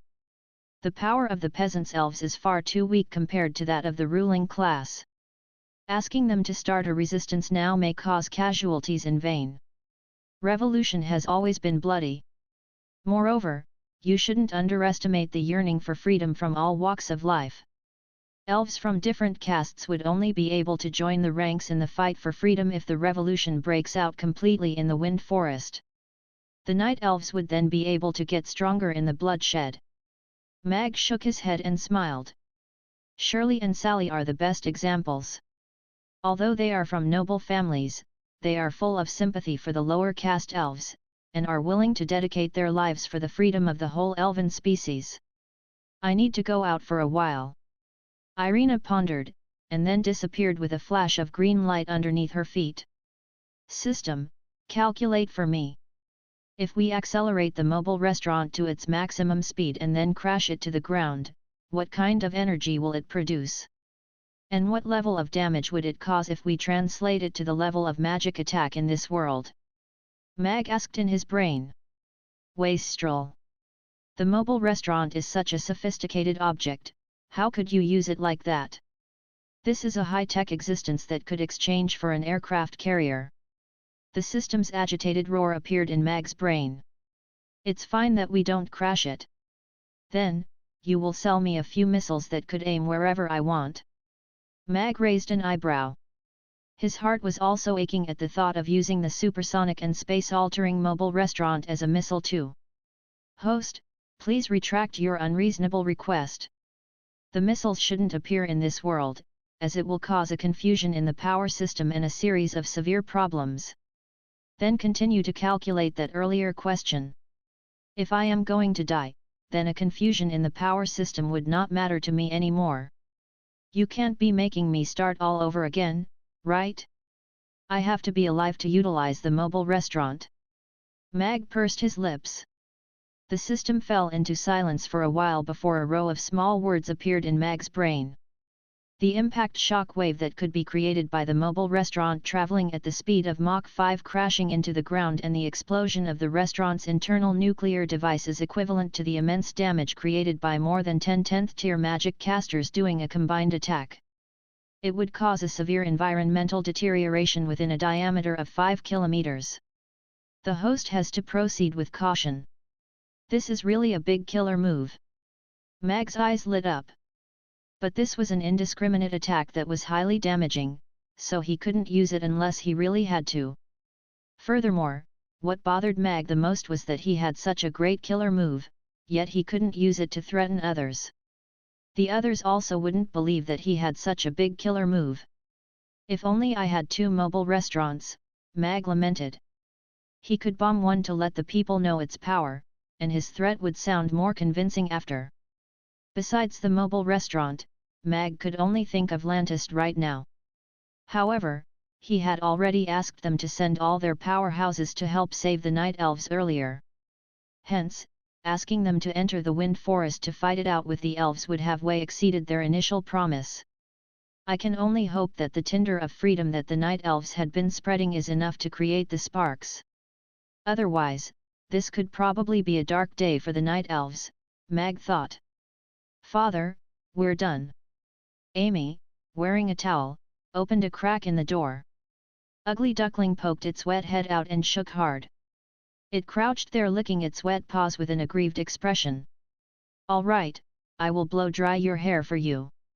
Mag picked up the dry towels that he had prepared in advance, and dried the two little ones' hair first before blowing them dry with a hair dryer.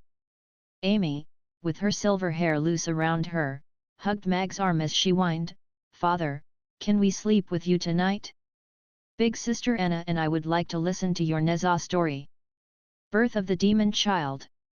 Anna was also looking at Mag expectantly. "You knew I would come back," Blower replied calmly. The room was plunged into silence as the light of the oil lamp danced weakly. Vincent worriedly said, "The Baybilly family was plunged into danger like never before. Elliot wants to destroy the betrothal between you and Sally, and he's prepared to destroy the whole Baybilly family to achieve that. Our only hope now is for you to maintain your betrothal with Sally and then marry her. You said exactly the same thing when you made me agree to this betrothal." Blower curled his lips into a sneer. Vincent looked at Blower. He opened his mouth and closed it after his throat moved a little. He sighed with a downcast expression. "You should know about the Night Elves, right?" Blower asked. "The Baybilly family's warriors and I were there when Borg's army attacked the underground cavern." Vincent nodded. "I was in the underground cavern that you all surrounded then." Blower smiled at Vincent. "You?" Vincent's pupils constricted as his gaze became fixed on Blower. His expression only managed to calm down after a while. He seemed to age suddenly, and his voice became lower as he said with a complicated expression, "I've guessed it, but I didn't really think you would really be there. I almost lost a son. Freedom was there. Princess was there. As an elf, shouldn't I be there as well? You almost lost a son, while the elven race almost lost its future. A future that was almost snuffed out by you all. You know very well that the Baybilly family has been struggling for survival for the past few years. We simply couldn't reject Borg's order, nor could we reject Helena's order. Freedom is an extravagance for us. As the family head, my most important task is to ensure our clan survives, and not just talk about whatever future," Vincent said despondently. "So, do you think living like this has a meaning? Is this really the life that we elves want to lead? Our people have even forgotten what freedom is. Even we, the so-called nobles, have shackles around our necks. Even when we are served by servants, when did we ever have freedom? Was the Wind Forest like this 100 years ago?" Blower confronted Vincent. Vincent paled, and took a step back instinctively.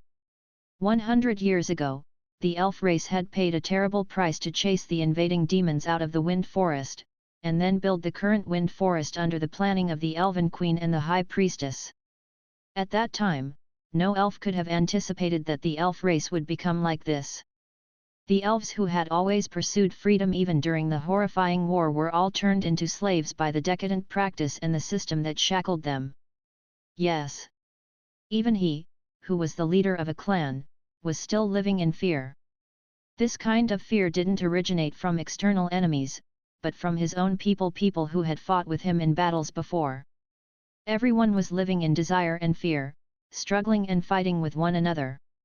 They gave up the freedom that they had upheld for thousands of years for power that the elves hadn't even given a care to before.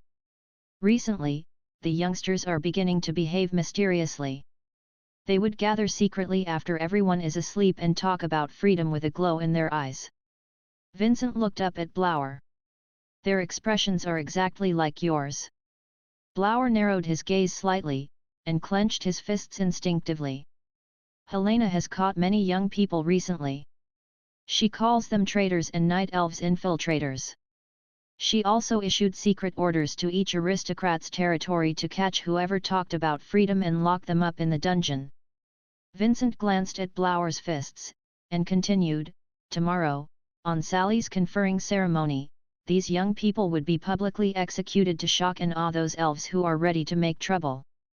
Blower bit his lip, and said in a low voice, "This is despotism. This world is not going to reason with you. For example, to stop this betrothal, the Brewster family's assassins are already on their way here right now. In order to become an existence like Borg, Elliot would kill anyone who stands in front of him, regardless of the price that he would have to pay." Vincent shook his head. Blower stared at Vincent in silence before unclenching his fists gradually, and as calmly as possible said, "You didn't catch those young people or send them to Helena." "Yes. This is so unlike me." Vincent nodded as his gaze landed on the oil lamp at the side. Looking at the flickering candlelight, he softly spoke, "What's wrong with pursuing freedom? Wasn't freedom what we had fought so hard for then?" In a secret chamber of the Brewster family, 5 to 6 elves were sitting together, with Elliot taking the place of honor. The dancing candlelight made his gloomy face look even scarier. Everyone in the secret chamber had a stern expression. They were all quietly waiting for something. An elf wearing all black quickly strode in, knelt down, and respectfully reported, "Chief, the assassins have arrived. Should they set off now?" Elliot smirked coldly. "That old fool, Vincent, doesn't know what's good for him.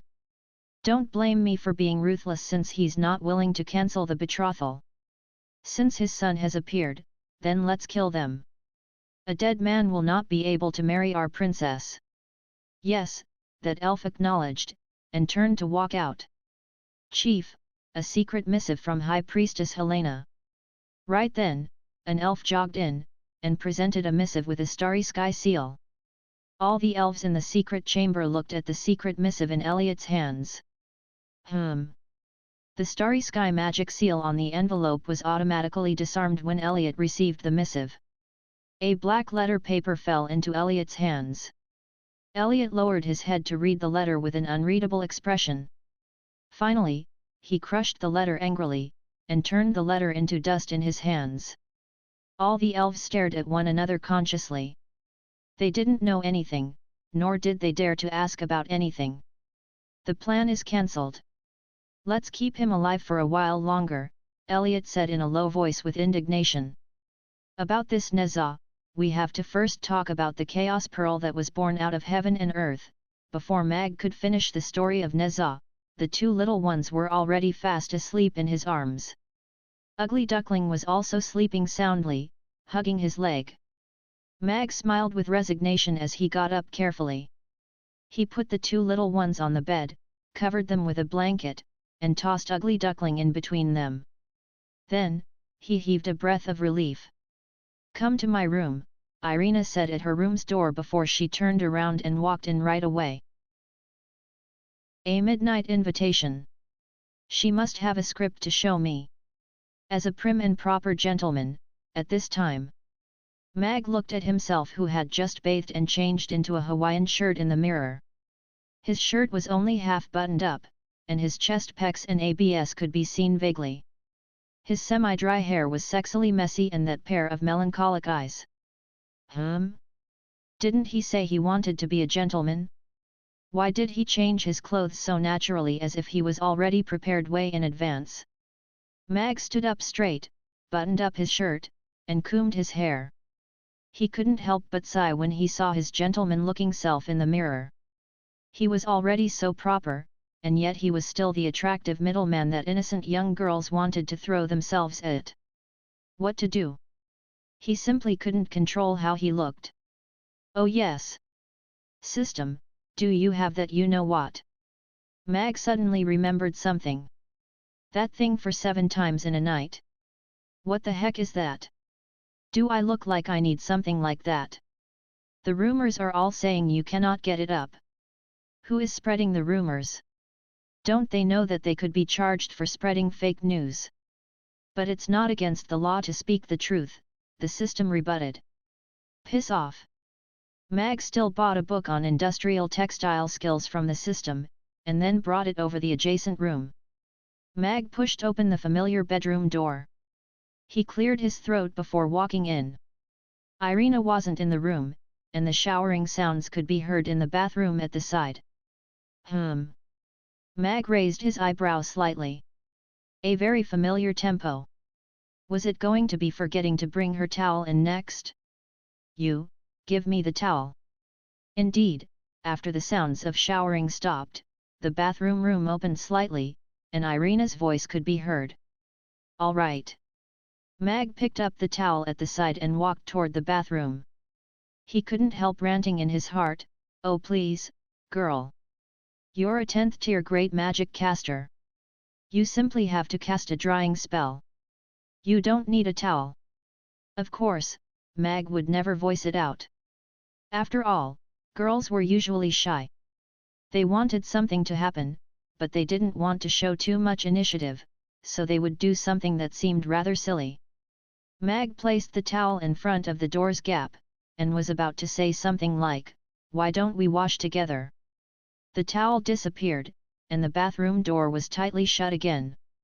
The hand that he had expected to reach out and pull him in didn't appear. Mag touched his nose awkwardly. It seemed like it was him who had overthought. Very soon, Irina walked out of the bathroom in a night dress. She waved her hand, and her wet hair was dry instantly. She faced Mag, who was sitting on a chair next to the bed, and said, "I have already sent out the message, but I'm not sure how many elves are going to answer the call. Helena is setting a plot against you and me with the power of the entire race. Their power in all the domains must be weak now. We won't ever get another chance like this. The night elves in the wind forest must know that as well as we do," Mag said casually. "Helena wants to give us a surprise. I hope we're giving her an even bigger surprise." Irina went to sit down on the bed, and then leaned against the headboard lazily. She looked at Mag with her blue eyes, and smilingly said, "Your bed is hijacked by the two little ones. So, where are you planning to sleep tonight? Come to think about it, this is actually my bed. When do you intend to return half of it to me?" Mag asked Irina smilingly. Irina blushed a little under Mag's stare. She snorted. "The bed is mine. You will sleep on the floor. This is so unreasonable." Mag lamented in his heart. But what to do? He couldn't win in a fight with her, and even if he could win, would he ever dare to lay a hand on her? Hence, he could only lay the mattress that he kept earlier back on the floor again, and lay on it obediently. With floor heating and a thick mattress, sleeping on the floor wasn't terrible at all. However, there was a weird feeling psychologically. "So, good night then," Mag mumbled, and turned off the light gently. Irina answered. It was all quiet in the room. The moonlight came in through the semi-closed curtains. Mag closed his eyes and tried to relax, but his heart was beating so rapidly that he simply couldn't go to sleep. This was their first time sleeping together in the same room. Even though they were not lying on the same bed, they could hear the rhythm of each other's breathing. This was a very special feeling. He knew she wasn't asleep, because he could sense her breathing getting quicker too. Irina tilted her head to look at Mag with displeasure on her face. She was secretly annoyed. This block of wood. Is he really going to sleep on the floor? Mag started to hypnotize himself. She is only pitying me who doesn't have a place to sleep, so she's letting me sleep on the floor here. Quick, go to sleep now. Just as Mag was getting drowsy and about to fall asleep, he heard some rustling, and then a soft and warm body was tucked into his. A faint fragrance began to tickle his nose too. Mag was stunned before he realized she had snuggled under his blanket and into his arms. At this time, there were usually two choices. As an adult, of course Mag hugged her naturally. The soft yet voluptuous body seemed to be made of water. "Do you think we would die?" Irina asked softly. Mag's hand paused, and he was silent for a moment before he whispered in her ear, "Yes, but not right now. Irina's lips curled upwards as she revealed a dazzling smile. She leaned on the sturdy chest comfortably. It's so warm. Because this heart is still blazing hot for you. Mag pulled his arms close together, slowly hugging her tighter. All his messy thoughts disappeared at that very moment. He just wanted to hug her quietly and tightly as if everything was perfect. Mushy, Irina said with a slight disdain. She pressed her blushing cheeks against his warm chest, and listened to that strong beating heart. She couldn't hide the smile on her face. It really only costs 998 for one box. A row of rice grain-sized words slowly floated across Mag's mind. Chapter 14:25 Am I no longer your precious little baby? Hey? Something's not quite right? Stunned, Mag lowered his head to look at Amy, who was suddenly in his other arm, staring at him with her bright blue eyes. Father, you're really too much. How could you sneak over here and hug Mother to sleep but dump me aside? Am I no longer your precious little baby? Amy said with an aggrieved expression. How could that ever happen? Mag was rather embarrassed. He didn't expect he would get caught right on the spot. Tell me, is this little cutie who spends your money, lives in your house, and snuggles with you more important, or am I? Irina, who was also awake, asked Mag smilingly. Only children choose. To me, you're both as important. Mag chuckled as he hugged Amy and Irina in his arms. Humph, I don't care. Little Amy is not happy, and needs to be appeased with lots of good food. Amy snorted. All right, all right. Father is wrong. Father is getting up now to make nice food for little Amy. Tell me, what do you want to eat? Father will make it all for you. Mag got up with a laugh as he tidied his crumpled clothes. I want to eat, Amy considered for a serious moment before saying, Yoshao, soybean milk, beggar's chicken, and durian pizza. All right. Father will go make them for you right now. Mag rubbed Amy's hair with a chuckle, and then lovingly said to Irina, then, I will go make breakfast for you. I also want nice food, Irina said to Mag in a firm tone, but there was a hint of coyly cuteness in her expression. This was different from her usual queenly presence. All right. I'll make them all for you. Mag nodded with a smile and walked out of the room. He saw Anna coming out from the next room barefooted with Ugly Duckling in her arms as soon he reached the door. She asked Mag in a perplexed tone of voice, Uncle Mag, did you see Amy? Amy is in the room. She's hungry, so she came to wake me up to make her breakfast. Mag smiled. Oh, I see. Anna nodded with relief.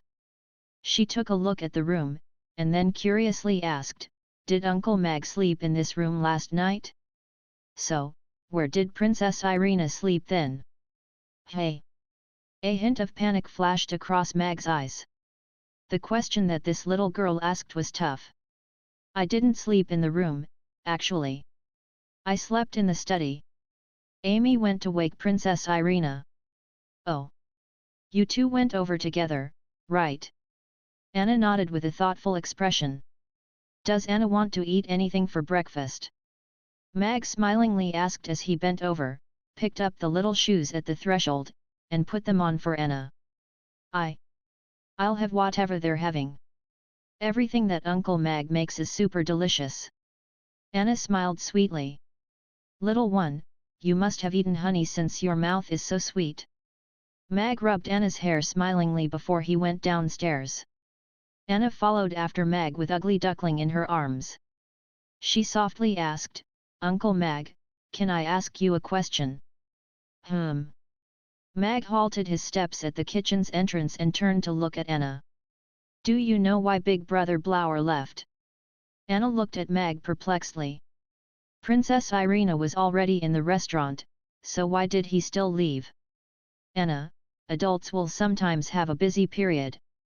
He will return after he finishes his matters, Mag consoled her. From the information that he received from the Grey Temple, Blower should be preparing his marriage to Sally. The circumstances of this political matrimonial alliance for the two families had completely changed from the time that it had been agreed upon. However, when the Brewster family decided to revoke the betrothal contract, Sally, who could already be called the new elf princess, chose to carry on with it, and announced the betrothal publicly at the conferring ceremony. If someone said the two of them shared an undying love, Mag would never believe that. It was most likely to protect the Baybilly family and Blower that Sally chose to continue this betrothal. It was still a political betrothal, but it had veered off from the two families' original goals. Mag didn't know how to explain all these things to Anna, and since Blower chose to conceal it, he had no reasons to reveal it. Anna's gaze darkened as she nodded slightly. Amy said she wanted to eat durian pizza earlier. Does Anna want to try the durian before it is made into a pizza? Mag asked. The durian before it is baked. Anna's eyes lit up with curiosity. Yes. Durian is actually a fruit. You can eat it without baking. Mag nodded and walked into the kitchen. Anna placed Ugly Duckling on the floor, and then went into the kitchen. She was really curious what the durian looked like and how it tasted before it was made into a delicious pizza. Ugly Duckling approached them, and shook its tail at Mag. Its little mistress wasn't around, so this was a great opportunity to ask for a little more. Otherwise, it would be punished and forced to run again. Mag took out a small durian from the fridge, and the durian's aroma dissipated in the kitchen instantly. Meow! Ugly Duckling's fur bristled right away, and it dashed out of the kitchen immediately. It glared at the durian in Mag's hands with a horrified look. What the heck was this smell? It smells so good. Anna's eyes brightened up instead as she stared at the durian that looked like a porcupine in Mag's hands. Mag placed the durian on the workbench, split it open at a crack, and revealed a row of durian flesh. The supple flesh looked very enticing, and the durian's aroma in the air had also gotten richer. Mag got a small plate and took out a piece of durian flesh. He gave Anna the plate of durian along with a small spoon and smiled. There you are. Thank you, Uncle Mag.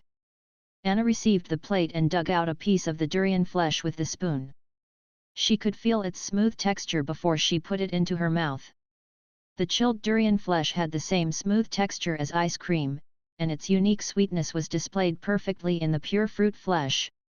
It was as if a naughty child was bouncing around in her mouth and then releasing in astonishing scrumptiousness. A blissful smile appeared on Anna's face. The durian before it became part of a pizza was equally amazing. Smells fantastic. Amy suddenly appeared downstairs and skipped into the kitchen. Her gaze landed on the durian in Anna's hands. She scrambled forward and pouted coyly. Big Sister Anna, can you please let me have a bite? Just a small bite will do.